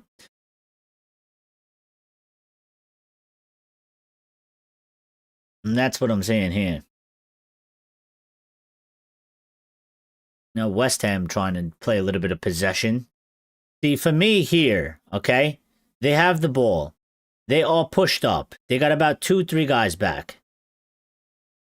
When we get this ball, or if we get this ball, but if we get this ball, when they push up like that, we got to win that ball. And when we win that ball, 1 or 2 plays, you got to go. Like right now, we just won this ball back here. Cunha, go. Somebody's got to, you got to cut through the lines. You can't take long here. Bruno put a ball in. It wasn't a good one.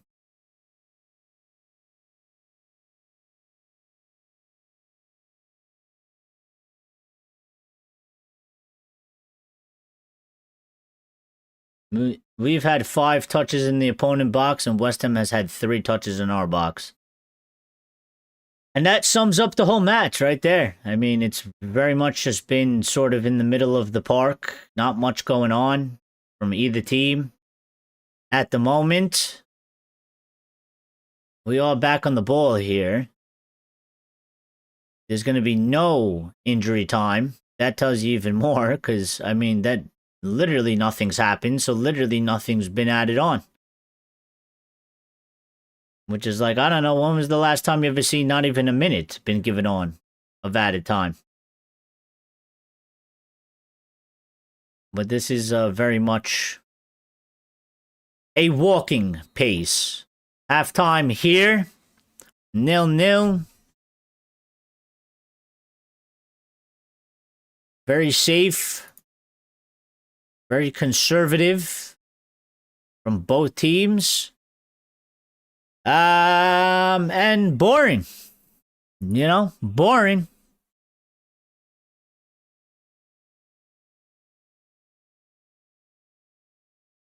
It has been a boring game so far. So, let's see. Hopefully the second half is better. Because, I want to be entertained at least as well. I mean, to a certain degree, I want to watch some football. I mean, right now, I feel like I'm watching, like a training scrimmage or something. It's just, it's like one of those. I feel like it was one of those when I used to play back in the day, where like the coach or the boss would tell you, we're gonna play, 9v9 or whatever it was. But there's no goal scoring. It's just possession, pretty much. You're gonna play a possession 9v9. That's what we've watched. We've watched a training ground scrimmage, pretty much. You're not allowed to score. There is no goal scoring. Okay, there's no shooting. It's just about playing, just passing the ball around. Which I always hated as a player as well. I always hated that. I was those trainings were always so boring.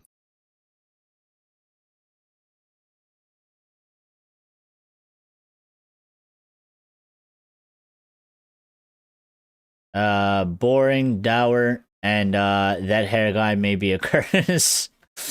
Well, we'll see. I mean, he's got 45 minutes. Pray to the football gods, In Europe, it helps you get to sleep this kind of performance. Yeah, unfortunately, I can't go to sleep yet, so it's too early. I gotta wake up a little bit here. But not an entertaining match so far. It's been very... Oh, I didn't stop the thing. I always forget. Alright. We'll restart that. Yeah, I mean, listen, I don't know. If we're going for the long balls, maybe we got to put the long balls in. Maybe we got to try and put in more crosses. Maybe we do got to throw in Sesko here. There's not a whole lot to take from that first half. There wasn't much that went on between really the team. I mean, we tried to send the ball over the top a couple times to no avail with no real success. And the rest of it, really, we just been passing the ball 2 feet back and forth to each other. So it's a bit like, I don't know. I mean, I'm looking at it and I'm trying to think of, okay, how do you change the dynamic of the game in terms of what can we do to make the change so that we can get a little bit more out of the game? But the only thing I could think of is to put on Sesko and start putting fucking, balls. Crosses, far crosses. If there isn't space to dribble, if it's hard to cut them open through the center, we gotta use the wings and we gotta start putting the ball into the box. And if we're gonna put the ball into the box loads, I'd like Sesko to be there because he is the tallest one. He is the one that jumps the highest as well. Mount is injured still, is he? Yes, he is. Bruno could drop deeper, look long for Sesko to knock it down to one of the other forwards. Yeah, I think maybe we might have to do something like that because whatever we're trying to do right now, it's not really, we're not really doing anything, are we? We're not really, we have some 60% possession of the ball. We're not doing anything with it. We got one shot on target. It came from a corner kick. It didn't even come from open play. We've lost the ball a couple times trying to cut them open through the center and do 1-2 passing and 1-2 touches. So that hasn't worked. We've tried to put in a couple crosses. We haven't found one of our players in the box. When we did, the other ones, they weren't great and they were cleared out. So, we'll see. We'll see what Carrick does with the halftime talk, I guess. I mean, I don't know if he's necessarily going to have any changes.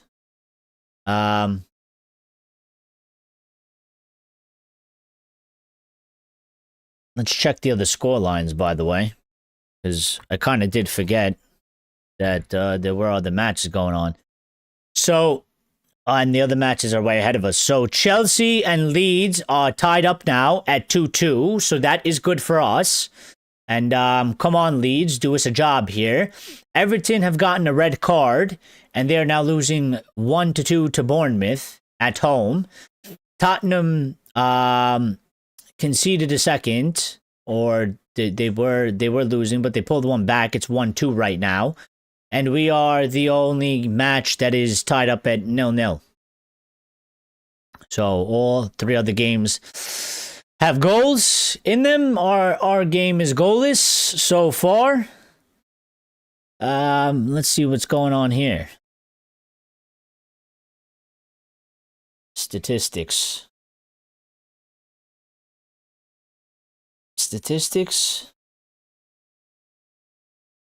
No details I want to see. So,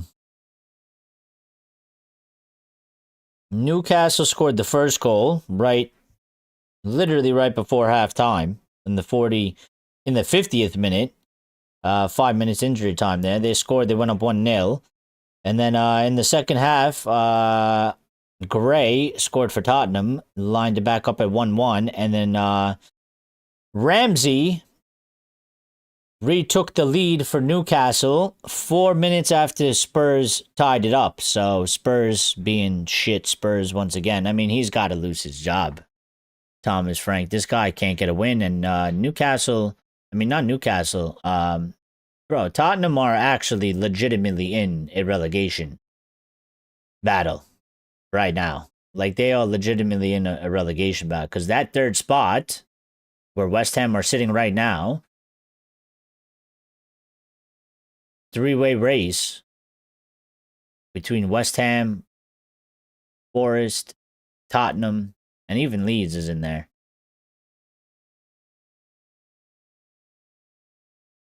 Let me see. I could see. I think they're showing the goals right now.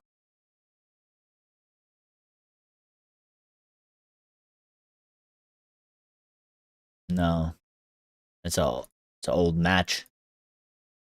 Not the match. Noah Okafor has equalized for Leeds. Come on, we really need to go win this now, even more so. Either way, we need to win it. It's of great importance that we win this match. If Chelsea win, we need to win. If Chelsea don't win, they draw or lose, we need to win. We need to create the gap from them. We'll pull away from them a little bit, give us a little bit of a breathing room, more than 1 point. And we need to take these 3 points. We'll go into third for it. And then the pressure and the onus will be on Villa to go and do their job.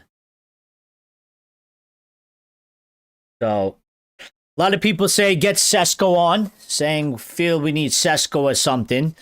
Another person saying the game might be made for this game might be made for Benjamin Sesko. Any changes in the second half?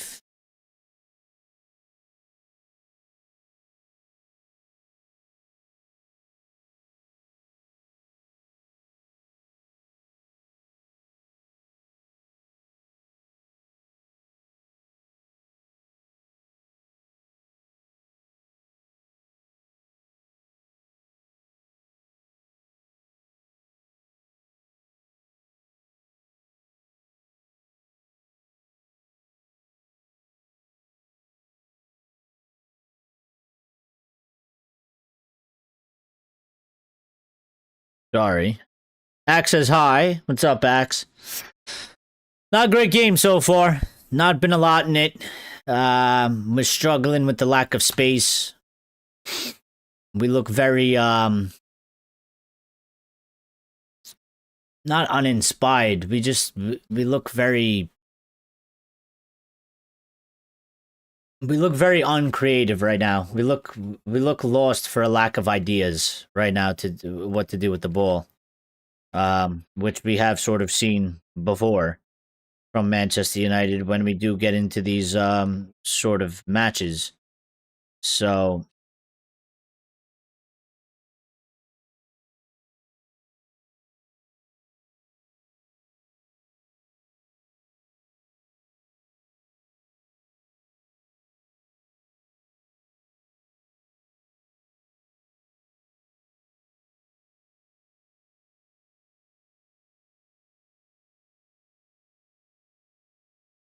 I'm just putting out a tweet for the stream. I am cooking for tomorrow at work. Oh, nice. Yeah, it's good stuff. What do you think so far about the match, Axe? What do you think we got to do? Do we need Air Sesko? Should we get Sesko in? You know. What do we got to do to win this match, Axe? We need your expertise.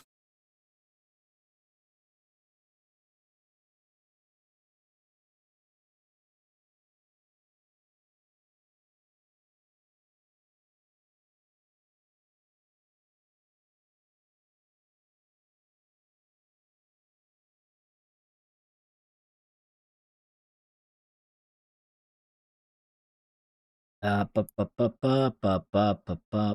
are we? We need to push them more. Yeah, I've been saying the one thing that I think the one angle that we have that we're not looking to do and we haven't done so great so far is when West Ham get the ball and they attack us, we need to counter them. I know we're trying to do like possession and we're holding the ball and we're trying to cut them open and we're being patient and we're taking our time with the ball, but I think we need to exploit because we're taking too long when we get the ball to hit them on the transition, on the counter. We need to hit them on the counter. We need to break them. It's the only opportunity that we get. When we allow them to come back Okay, they're positioned very well. There's not a lot of space. We're having a rough time trying to make things happen that way. We need there needs to be more of a intensity on in the brain from the players that as soon as we win that ball in our half, they're all out of position except for 2-3 players. We need two or three players of our own to start making just forward darting runs. And somebody's got to hit them with a long ball and counter them from there. 3 goals at Spurs, 3 at Everton, 4 at Chelsea. Good for us, 2-2. Yes. Yes, let's see how it stays. Those matches are at the back end. Ours did start later than them. So,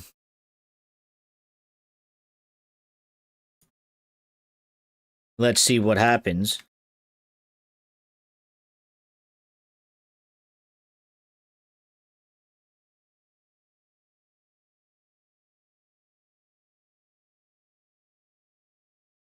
Just had to send out a tweet.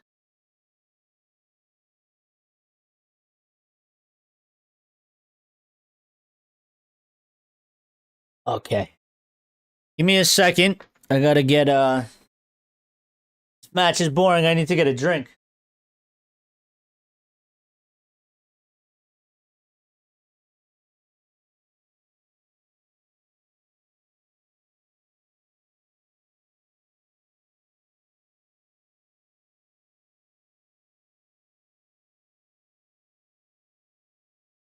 What do you guys think about this? You guys have these over there in Europe? I think you do. They probably have them in the UK. I think they have them in Spain. They should. They got them in Malta, although this one is a big one.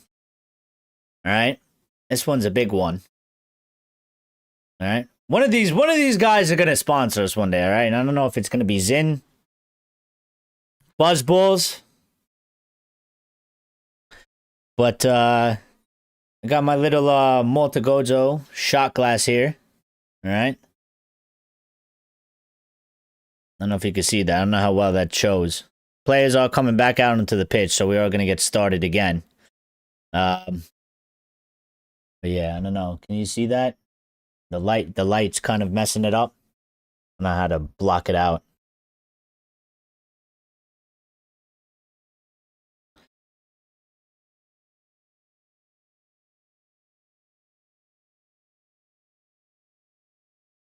All right, we are getting geared up for the second half.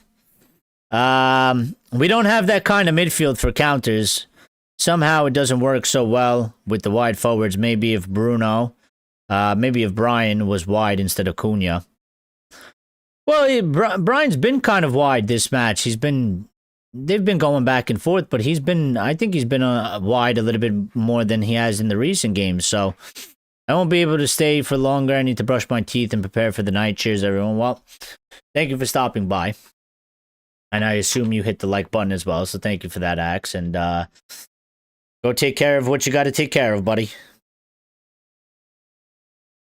We are back underway, by the way. The match has kicked off again. All right. I will restart the clock when the time matches up on my screen. But we have kicked it off. We've got the ball. We are a bit higher up the pitch right now, pressing. We're sloppy still. Casemiro. Mainu pass, losing the ball there. We've come out, looks like with a little bit more fire, though. Bruno takes a long shot, gives it to Cunha. Let's see if we get any sort of difference here. Sure, Mainu with a cross, not a good one. Straight to the goalkeeper. Easy days, easy pickings for him. But, you know what? Not necessarily, a good little indication that we've come out right off the bat. We seem with a little bit more intent. Let's see if we pick it up even more, if we sustain it.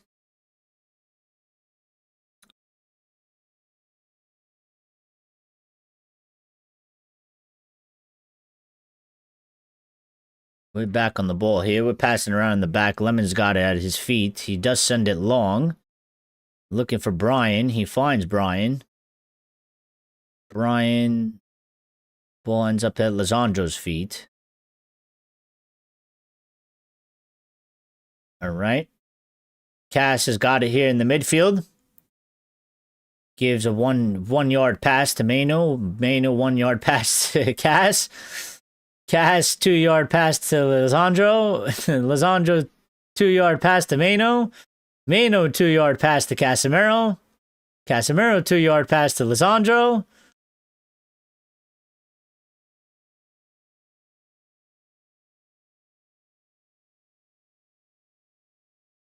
Everyone will be calling for an experienced international coach soon. All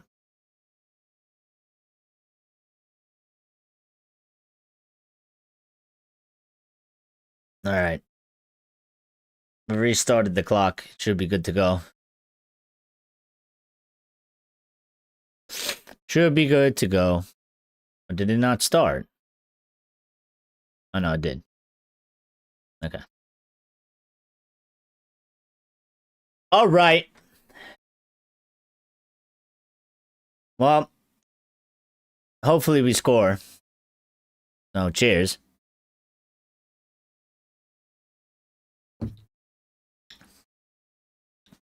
Ahmad here against Doof. And Doof did well. And won his team. Not only did he stop Ahmad, but apparently he's won a throw-in as well. So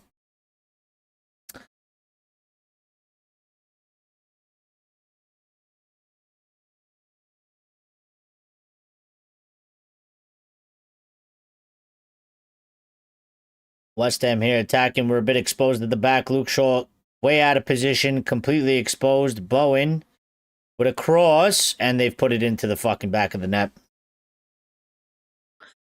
Well, here we are again. Are you on the Jaegers? No. West Ham have scored. Worst possible scenario that could have happened. Souček has scored. And far too easy. Far too easy. I'm waiting to see the playback on this. Started in the back, okay? West Ham sent a ball long. Luke Shaw doesn't deal with it. Gets caught out of possession. Leaves Bowen alone. So Luke Shaw is fucked on that one. All right? And then Lisandro Martinez, poor defending from the team. I mean, Souček walked right in between. He walked right in between Mano and Lisandro. Lisandro had to go to the ball. He didn't go. Mano that's his guy. Picking up his runner. Let him continue to go. And easy goal for West Ham. Easy goal for West Ham. So we got to update the score. And not great for us. Not great for us. I did say we can't really afford to concede the first goal. And after that first half, we then went and conceded the first goal in the second. So plays right into West Ham's game plan. We were already struggling to figure out how we were going to score. And they've got their goal. And they don't have any onus to be open or anything like that. So, and you were talking about Luke, poor team defending, though. Yeah, I mean, listen, poor team defending. Luke starts with him. Didn't deal with it at first, which led to the second part of him getting caught out and his man being completely wide open and, leaving his team back there. And then again, Lisandro and Kobe, Lisandro just watching the ball go across him. He had to go to that. His job was to go to that ball. Didn't do it. And Mano didn't really pick up Souček. with the run-in, and he ran right in between both of them, and he scored a tap-in. You know, shouldn't be scoring a tap-in from there like that. So, West Ham might be in here again. Somerville, Delo. Delo did well to deal with it. Lizandro picked it up, and offsides is the call. So, brought back, but not great. He was offsides. He was offsides.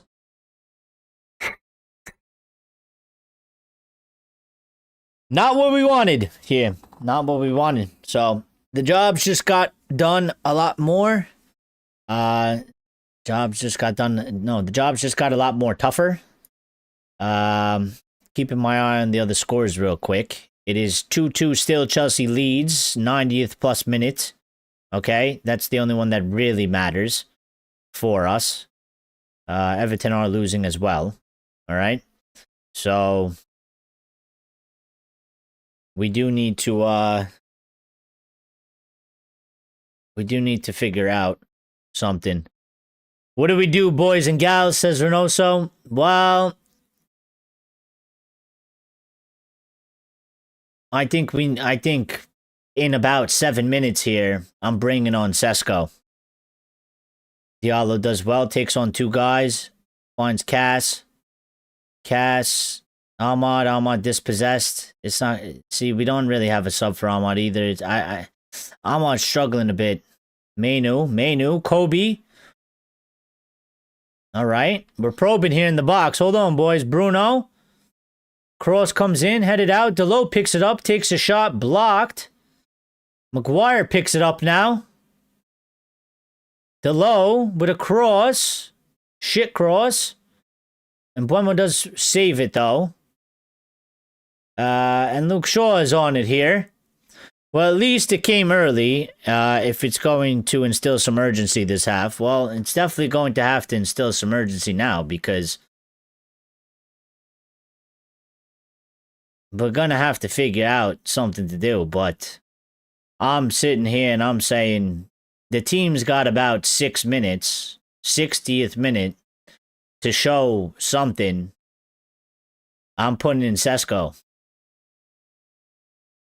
And we're sending in balls. Because we are having no luck right now in the middle of the pitch, okay? And I think we're purposely going through the middle of the pitch because we don't really want to do this aerial battle, all right? They are a good aerial big team, but we are having zero success with the passing through the center, okay? They have a lot of people there. There's not a lot of space, and we are getting dispossessed, and we are losing the ball. So, Ahmad is struggling a bit because of the physicality. And, we might have to fight a little bit of a fight fire with fire here, because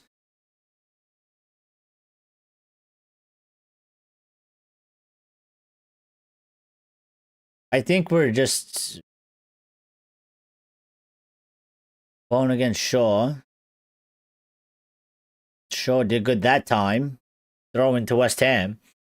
But I think we're just slightly a bit too predictable right now in the sense that I don't think West Ham, defending-wise, I don't think they feel any fear from a cross coming into the box. I don't think they're worried about that at all. So I think they're quite relaxed on that. I don't think they're worried about any sort of aerial presence or anything like that, which is leading them to defend the center because they know it's coming. Delo with a stupid foul there. Yellow card to Diogo. And again, it's on the side of the box in an area where a team like West Ham, you do not want to give away a foul like this because the ball is going to be crossed and they want set pieces and they want a set piece like this. They want to put a nice little lobbed ball into the box, get somebody's head on it. They got Souček, they got other guys. that can head the ball. This is what they want. Sesko is warming up. So I think we'll see him here soon. Carrick talking it over with, I always forget his name, Steve Holland.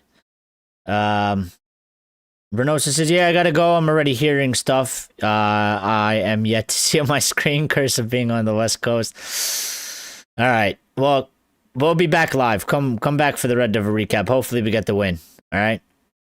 No new options in terms of physicality, because of course we did nothing in Jan. Well, this is what it is. So we've made our bed, and we'll have to lie in it if it is what it is. So, but we can't continue to carry on the way we are. We've done next to nothing in almost about 60 minutes. West Ham hasn't done much either, but they've made one chance and they scored it.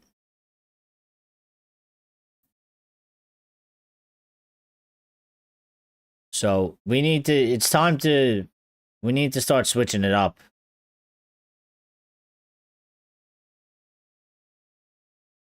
All right. I think I like the idea of what you said. Get Sesko in there.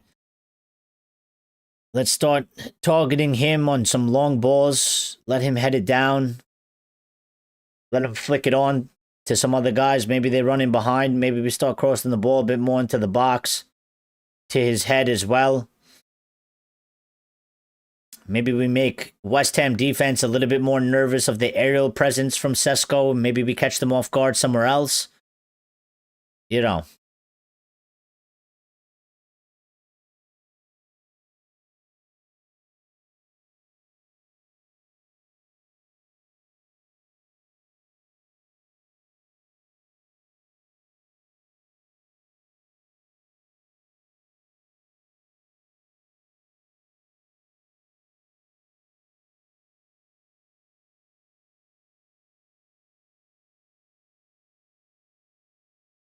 Yeah, again, like,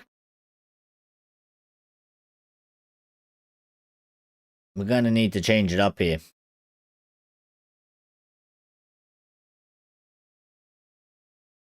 So far, we're still sticking to the game plan.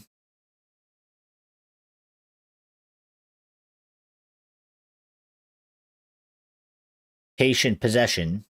What we're playing.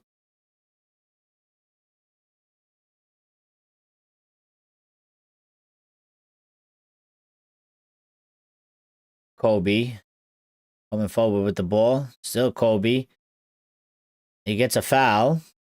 We'll take it.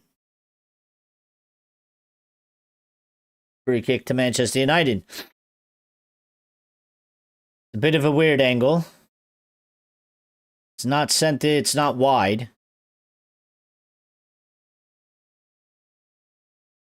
These ones are always a bit weird to put in. Surely Luke Shaw's got to take this because of the left foot. Luke Shaw's got to kick it to the back post. The right side, and it's got to get redirected in. Surely.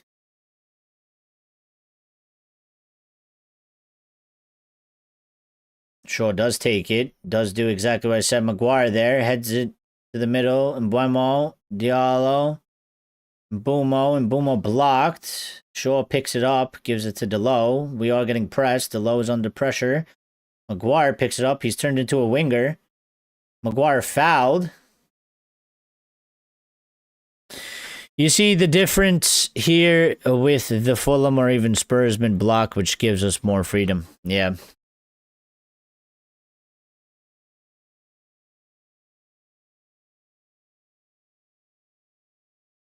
I don't like this either, though. You know, we've conceded the goal and we've up. You know, the tempo for us has upticked, and it's like we needed the uptick before the goal went in. That uptick should have gone in before they scored the goal. That uptick should have happened in the first half. Bruno sends in a low ball, dealt with comfortably by West Ham. Ahmad does well the press. He wins the ball in a good spot, puts the ball into the box, and there's nobody there. There's nobody there. Like, and that's not Ahmad's fault because that's actually not a bad spot to put the ball in. There's nobody in and around the 6-yard box.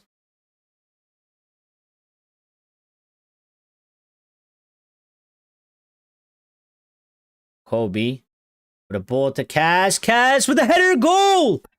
Let's go. We got one back. All right. Beautiful. Kobe Mainu to Casemiro. Golasso. Tell me he was onside. Tell me he was onside, please. Let's see. I mean, that was a brilliant ball from Kobe. Literally out of nothing. But this is what I'm saying. Cross comes in. He might be off. I think they're gonna call him off.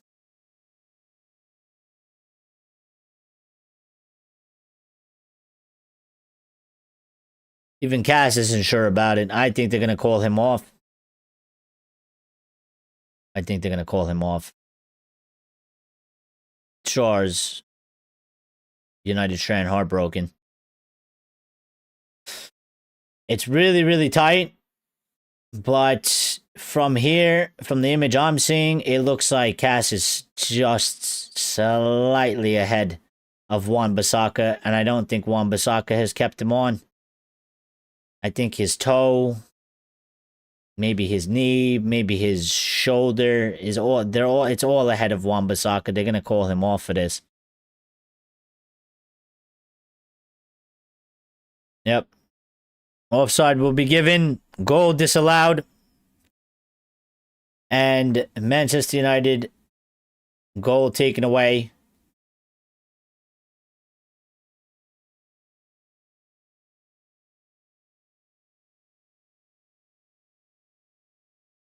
Bro, it's like the finest of margins, man.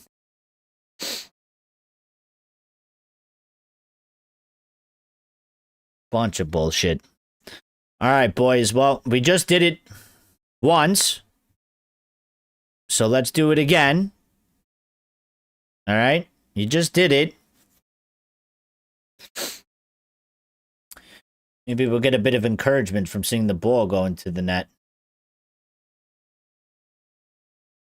Bowen, why Bruno is spamming balls? Arm off, fuck the hammers, we hate each other. Yeah. Why Bruno is spamming balls? Because he's trying to make something happen. We're not doing nothing.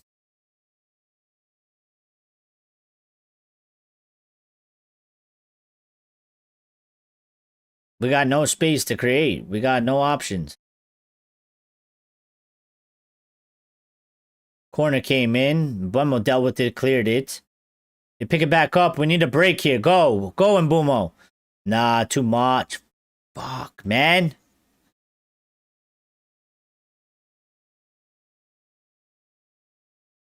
We need to hit them on that counter.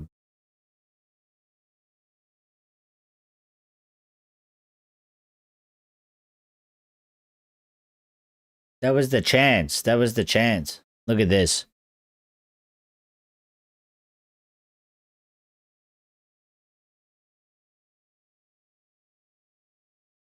Casemiro's knee was offsides. We got the goal chalked off because his fucking kneecap was offsides by a millimeter.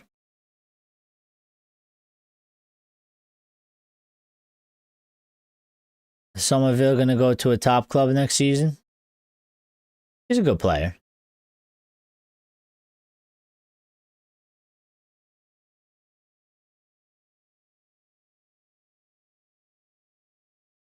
I think he should go to Villa. I think he would do well if he went to Villa.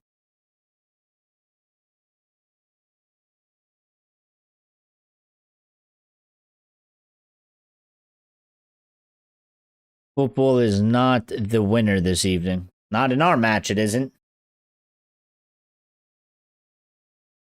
Maybe elsewhere.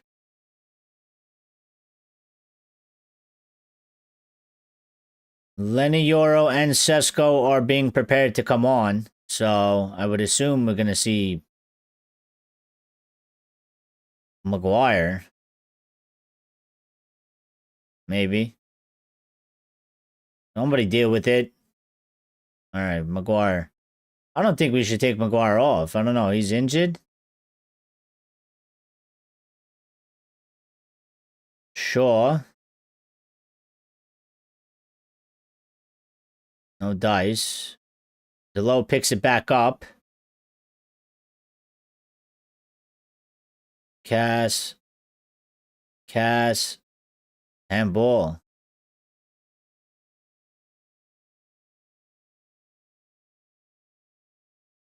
No handball. You would want to see him in Naples.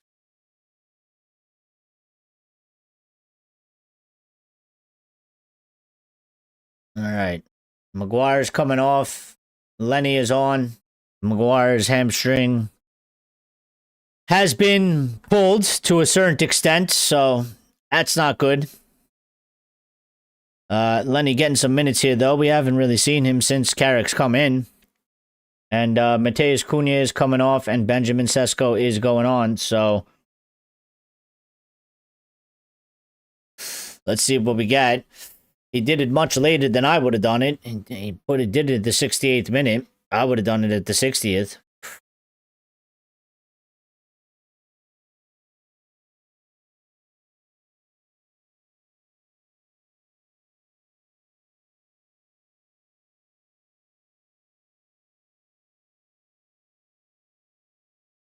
Cross and inshallah it is then.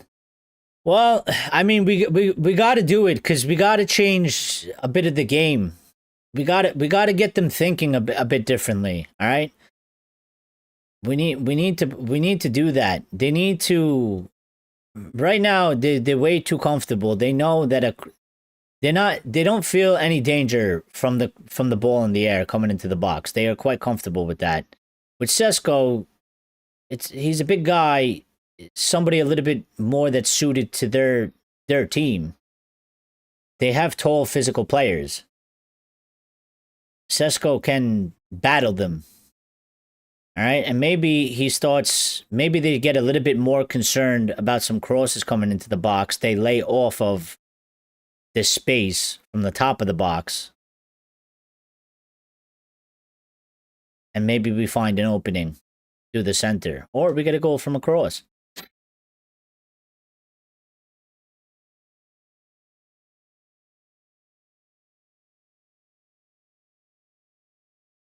We do have to see how Lenny deals with this as well, though.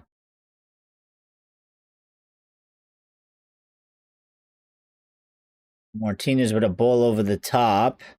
Looking for Shaw. Jared Bowen. I mean, Jared Bowen has absolutely outclassed Luke Shaw today. He's been winning the battle.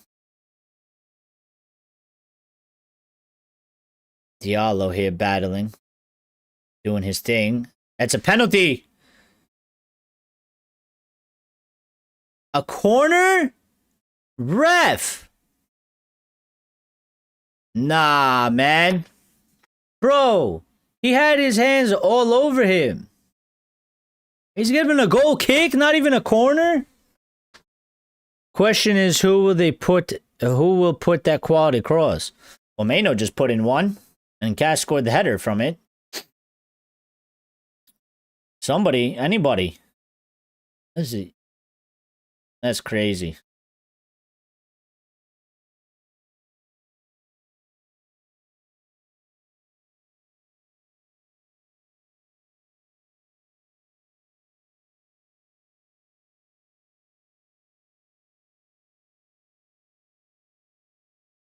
We're cursed.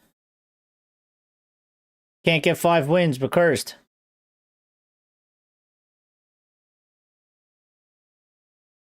A lot of ping pong going on here.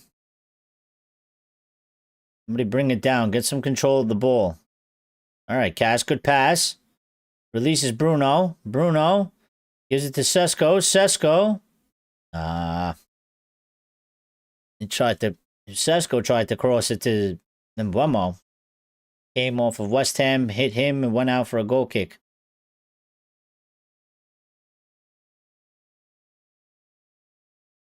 That's really unfortunate that that goal was chalked off for offsides because we scored that goal at a perfect time. Perfect time. Put us right back into the game, and we would have had plenty of time to figure out a winner. Now the time is ticking down.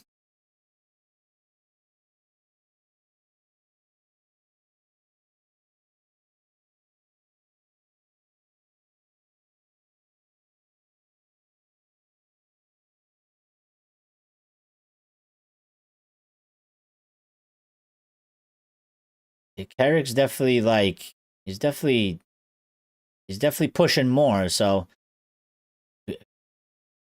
we'll be a bit careful we don't get counted out of this. But we're kind of playing with 3 in the back right now.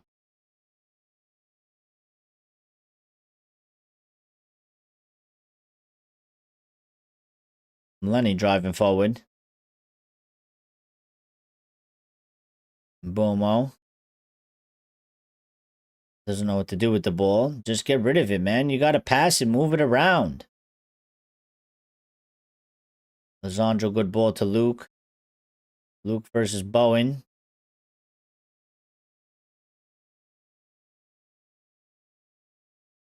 But too slow.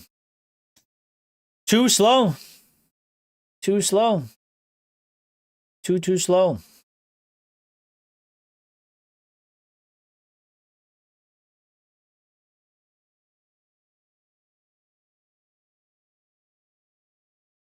Bruno to Cass. Cass tries to cross it in. Bumo. No dice there. Throw into United.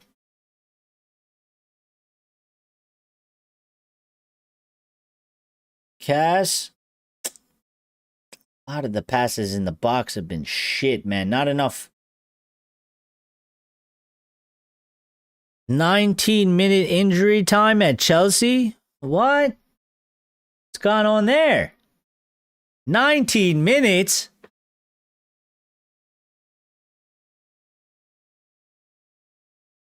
Did somebody have an amputation?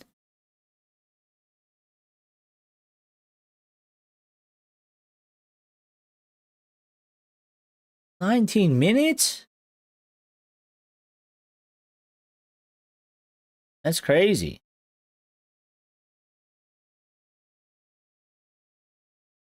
Well, if we're going to figure out an answer, gotta be now. West Ham here. Too easy.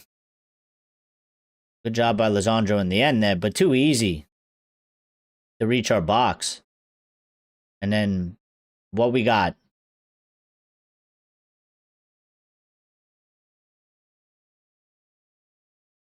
We're sleeping. We're sleeping. Wake up. All right? We're in slow motion here.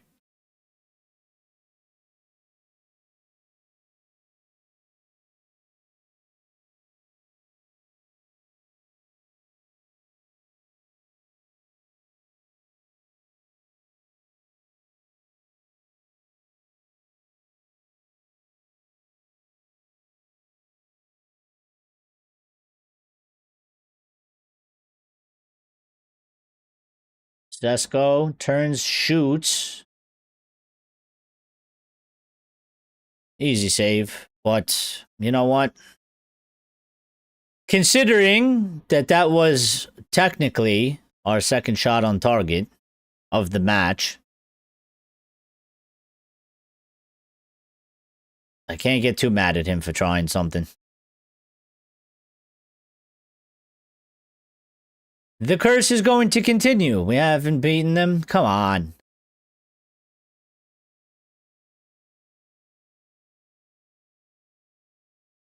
Come on. Do something.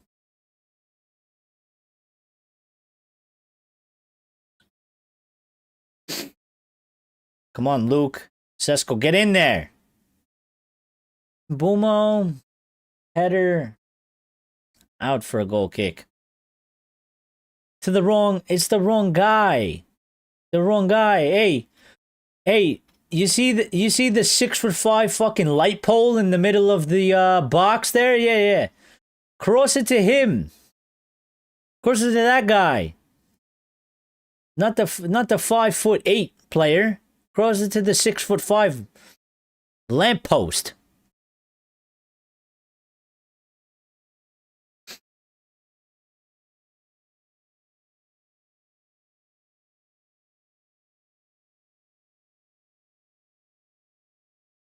Come on, Cobes, get back. We need you in there. Cass, get in there. There you go. Get the ball back. Go. Go. Pick up the ball. Go, Diallo. Bro, you telling him to go forward. You gotta go forward as well. Ahmad, you fucking jogging with the ball, waiting for Delo to make the run. Why don't you run with the ball? It's in your feet.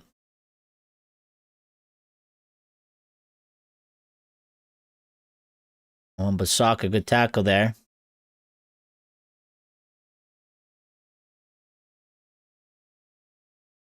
Good run from Bruno there. Didn't come off, though.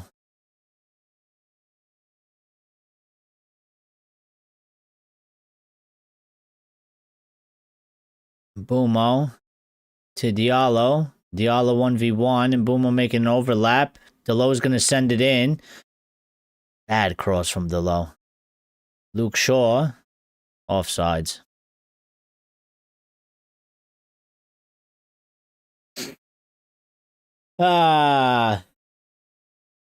Double change for West Ham here.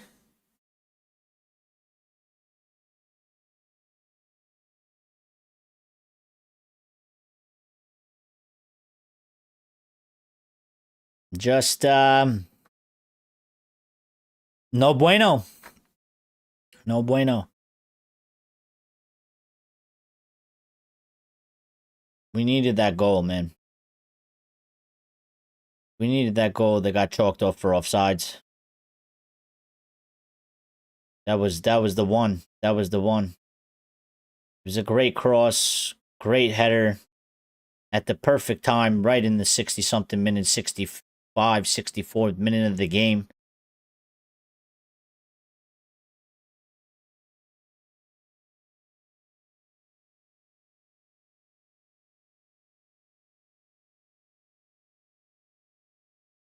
Xerxes may be coming on here.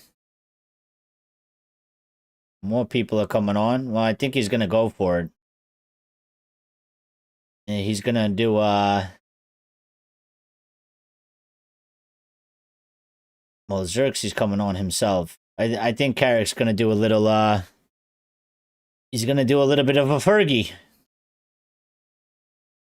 Delo is going to come off, so we're going for it. We got to go for it.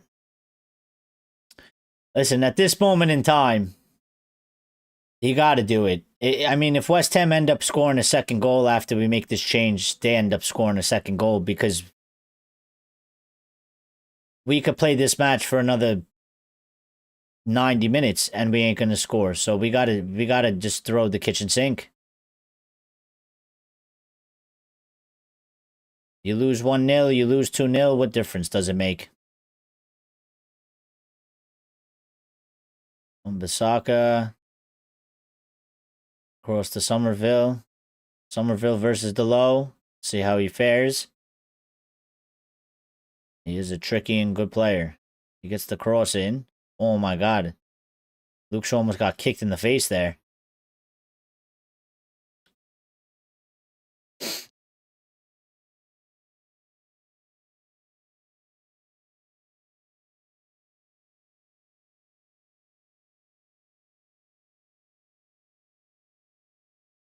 He doesn't kick him in the face though. He kicked him in the body. So Delo off, Xerxes on. So we all going for it. And this is Xerxes' chance to impress. Casemiro has dropped in as sort of I don't know what's going on here. But we are pushing. We are going forward. So we are going to leave ourselves a bit exposed to the counter even further. Let's see what happens. We got an extra attacker in there. All right. We're running out of time. 10 minutes plus a couple left. Kobe. Beautiful ball to Cass. Cass. It's got to be a corner. How is it a goal kick?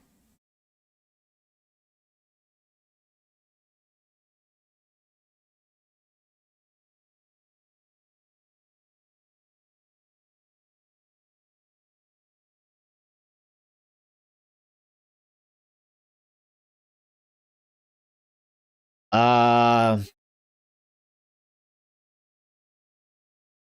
think Carrick just said we've gone to a 3-4-3.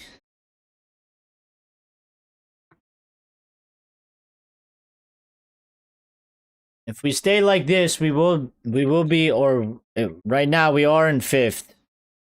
Down below Chelsea on goal difference. So, Luke Shaw looking for Mbumo. Does find him. Mbumo takes the ball down nicely. Going out against his player. Puts it in. Looking for Sesko. Cleared out by West Ham. Throw into Manchester United. We do still have a little bit of time. We got to make a count for whatever's left.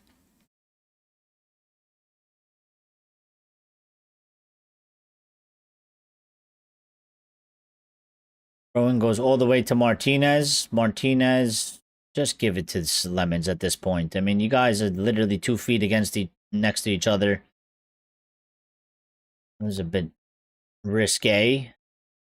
Bummo. Bruno. Coming a bit deeper, picking up the ball. Sesko on it. Bad touch. Bad turn, really. You get it back. Referee calls a foul. Yeah.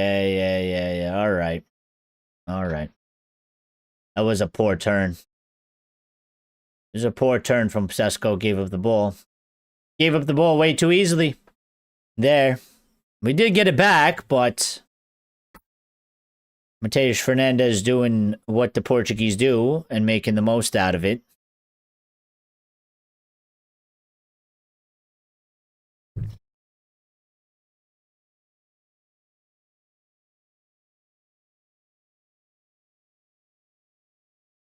I mean, at this point, I take the draw, but I mean, I just can't believe we're going to lose this match to a fucking Thomas Souček goal tap-in.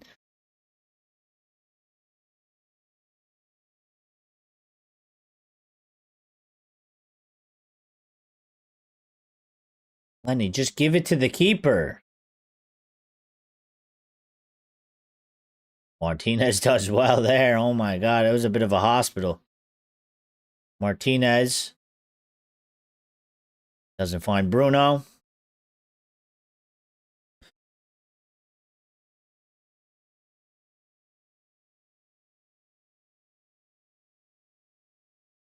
Oh, that was really cool and calm by Lisandro there, man. His passing, I mean, that one went wide, but his passing, even his vision is really good.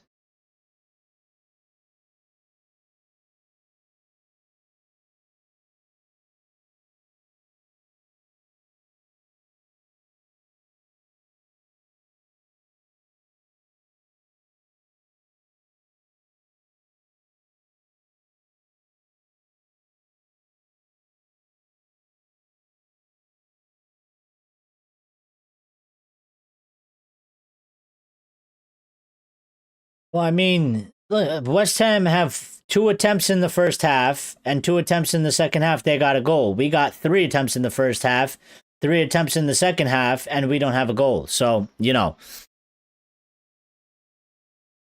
it's just one of those fucking games, isn't it? Luke Shaw. Ahmad. Cross. Way too fucking much. I was really expecting a draw tonight. Come on, lads. Well, listen. If they could get a draw, but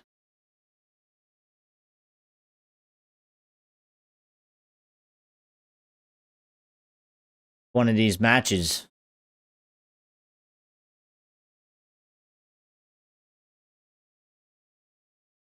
Adama Traore is going to come on here. just one of those matches. I mean, West Ham, I wouldn't say by any means were better than us in this game.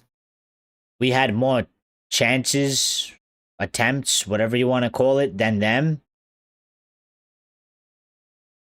They put one in. We put one in. It was chalked off sides.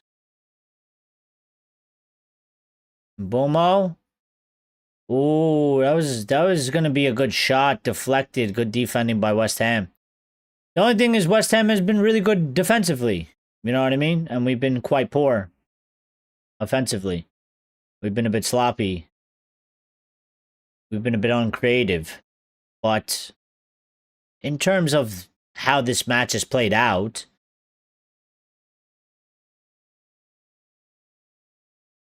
West Ham has just done basically a smash and grab, essentially.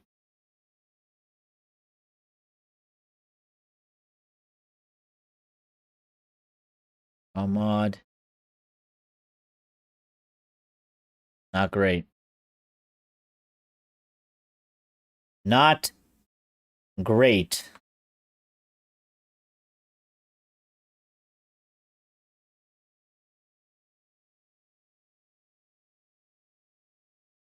We don't have much of a bench. Mason, I think we have to replace because he's just not available enough. Don't know why Uncle Cass is still on for his second game in 5 days. Well, I think the reason why Uncle Cass is still on is because this tends to be a reoccurring theme, and I'm not trying to say it's Ugarte. I'm not trying to say it's like Ugarte himself, but when you take off Cass, okay, the team loses something, all right, and Ugarte doesn't have enough to make up for the loss of Cass. We've seen that a few times this season. It happened under Ruben. It happened last time when Carrick took off Cass against Fulham, and we almost blew that game. So we don't really have any other option. You got to play Cass 90 minutes, or, you know, it's sort of like you're putting somebody on. You're making a change that really you would probably say isn't actually going to improve. It's probably going to make us weaker, and we're in a losing position. We can't really go weaker. So, I mean, Cass is still here. Look at him go. He goes down. No foul from the referee. I mean, this ref is an asshole as well, yeah? He doesn't want to give us fucking anything.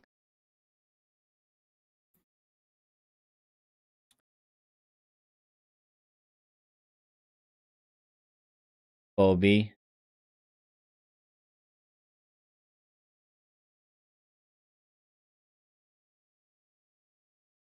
How much time? Did they give stoppage time? 7 minutes? But West Ham are coming here. Oh, we're fucked. Good block by Lenioro. There's 7 minutes. They've given 7 minutes. I think that's a bit crazy. I don't know where they've gotten 7 minutes from. Not gonna lie. Especially because, I don't know, the first half you gave 0. You literally gave 0. They've given us 7 minutes, which is more than I thought we were gonna get. I thought they were gonna give 3 or 4. They've given us 7. So, there are exceptions. We just don't have plan B of formation with the current personnel. Well, this is why I did say, like, you know, we do have to improve in terms of we still got to go buy players. We got to get better players. Just because Carrick's turned it around a little bit doesn't mean that, like, we're going to be this, like, you know, unstoppable machine. We still have flaws. We still have things we need to improve. We still have things that we gotta get better, and we still need to go and get better players.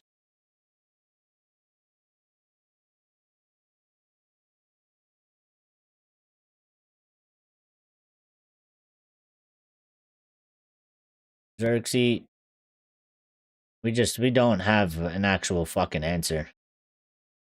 And now West Ham are gonna counterattack us again. and they've got the numbers. Lisandro's beaten here, and Bumo's trying to make it back. Lenny's covering 2 people. Adama Traore, no end product.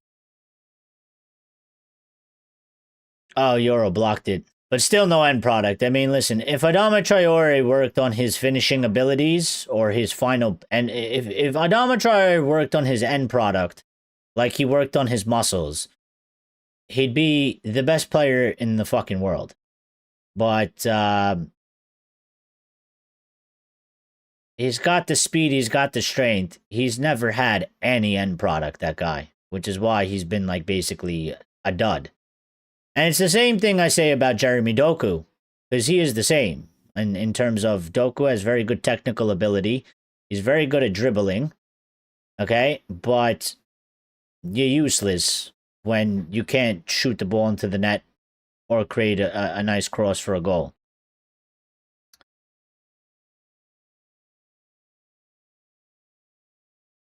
Time is ticking down here. It is about the 93rd minute. Might have just a couple more chances. We're going to have to figure something out. Martinez looking for Bruno. Finds Bruno. Bruno. Cross it in. Finds Sesko. Oh, Josh. So close. But yet so far. So close on that one. Bruno with a ball in. Josh got a head to it, and it just went on the wrong side of the post. Wrong side of the post there. It was close, man. That's close. Inches away. Inches away.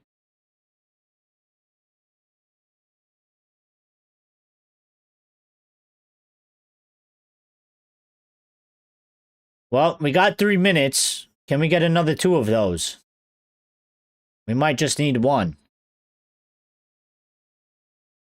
We do get the ball. We did give it back, though. West Ham has given us the ball back. Thank you very much. All right. Intent. Drive forward. No dilly-dallying. All right? We don't have time to fuck about on the ball now.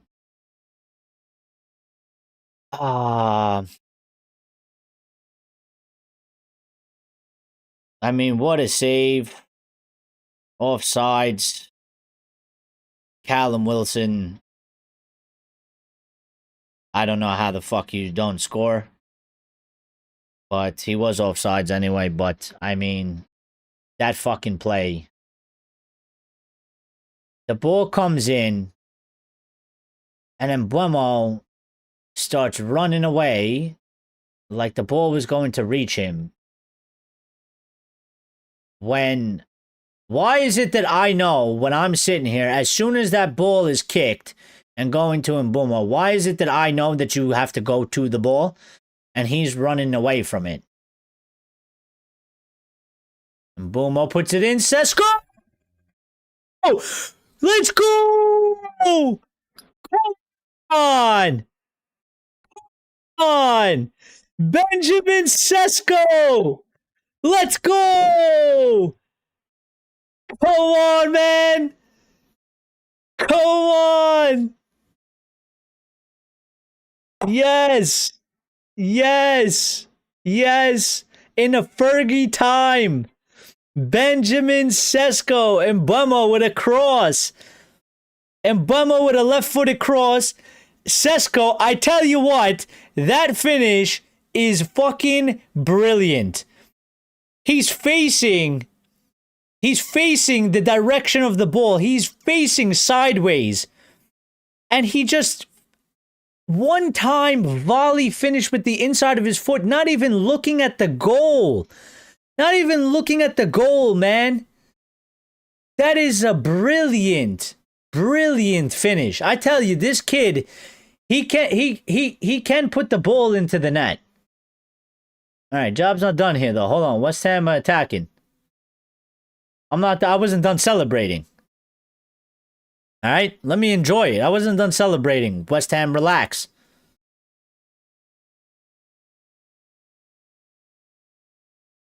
Cass getting in there, involved, and Traore winning that battle. Good job, buddy. Good job, Uncle Cass. That's why he's still on the pitch. He might be tired, but come on, Xerxes, go. Bruno finds Ahmad. Find him. He's going for it. Ahmad, no, Ahmad, no.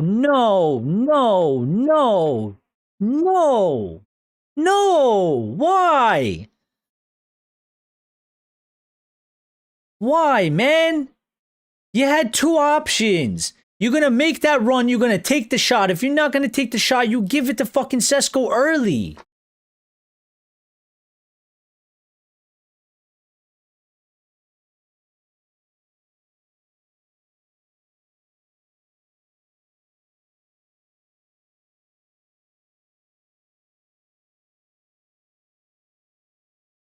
Well, we're past the injury time now.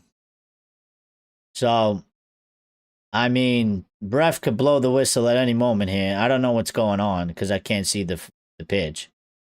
They throw it in.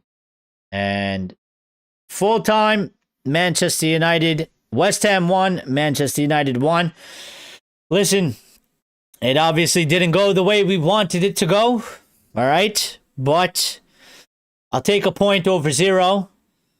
We figured it out at the end. Benjamin Sesko coming on, get another goal. I'm happy for him. Brilliant finish as well. Still undefeated. Wasn't a great game. But you know what? We got something back out of that. And you know what? I think it was deserved as well. Because, again, I don't think West Ham did anything special to necessarily say that they deserved to win that match, or that they were necessarily better than us. I think both teams were pretty bang average. And so, you know what? 1-1. Match ends in a draw. I think for that match, I think that's a fair scoreline. I think it's a fair scoreline. Chelsea dropped 2 points too. Yeah, so it keeps us in 4th. We have not moved. It keeps everything sort of the same in a similar sense, okay? Chelsea on 44. And Manchester United on 45. We still have plus 10. Chelsea are still on plus 17. Villa can benefit from this because they got to play tomorrow and they're on 47. And if they win, they'll go to 50 and they'll create a 5-point gap on us once again and turn it around. So, other scores was Everton lost at home with a red card, 1-2 to Bournemouth. So that keeps Everton down there in 8th. And actually, Bournemouth and Everton are tied. So that was like a 6-pointer for them. Tottenham lost another match, 1-2 at home to Newcastle. Newcastle doesn't really have anything to do with us. And Tottenham are now in 16th on 29 points. And they are 5 points clear of the relegation zone, so they are in a tough pickle there. Listen, we are going to go live on the Red Devil recap. We'll recap the match. We'll do player ratings. We'll do, post-match thoughts, comments from the players and Carrick and stuff like that. We'll talk a little bit about, going forward after this as well. Thank you, everybody that smashed the like button. Thank you, everybody that tuned in for the show as well. Greatly appreciate it. And we'll catch you over on the Red Devil recap in 5 minutes. So see you there very, very soon. Lauren says, thank goodness Hammers couldn't finish on the break. Leeds are likely going to stay up. Hammers must be worried, and so are Spurs. I would be worried if I'm Spurs. Stolen 1 point today. Well, nah, listen, I think it was fair. I think the match, in the way that it was, in the way that it went, I think it was fair to split it as a draw. West Ham weren't anything special. They didn't really do much. They had that one attack. They scored from it. They had less chances than we had. We had more chances than we did. We didn't do enough in attacking wise.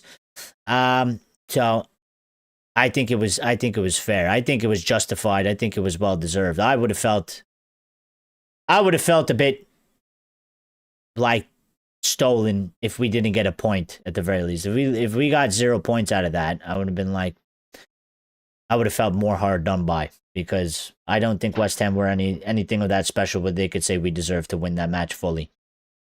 So But I will be starting the other stream. Give me 5-10 minutes, okay? We'll see you over there. We'll talk about the match, all right? It is already up. So get in there, load up the lobby. I'm going to get the thumbnail ready to go. And we'll start ASAP, okay? We'll see you there very soon. Thank you, everybody, for the support. Appreciate it.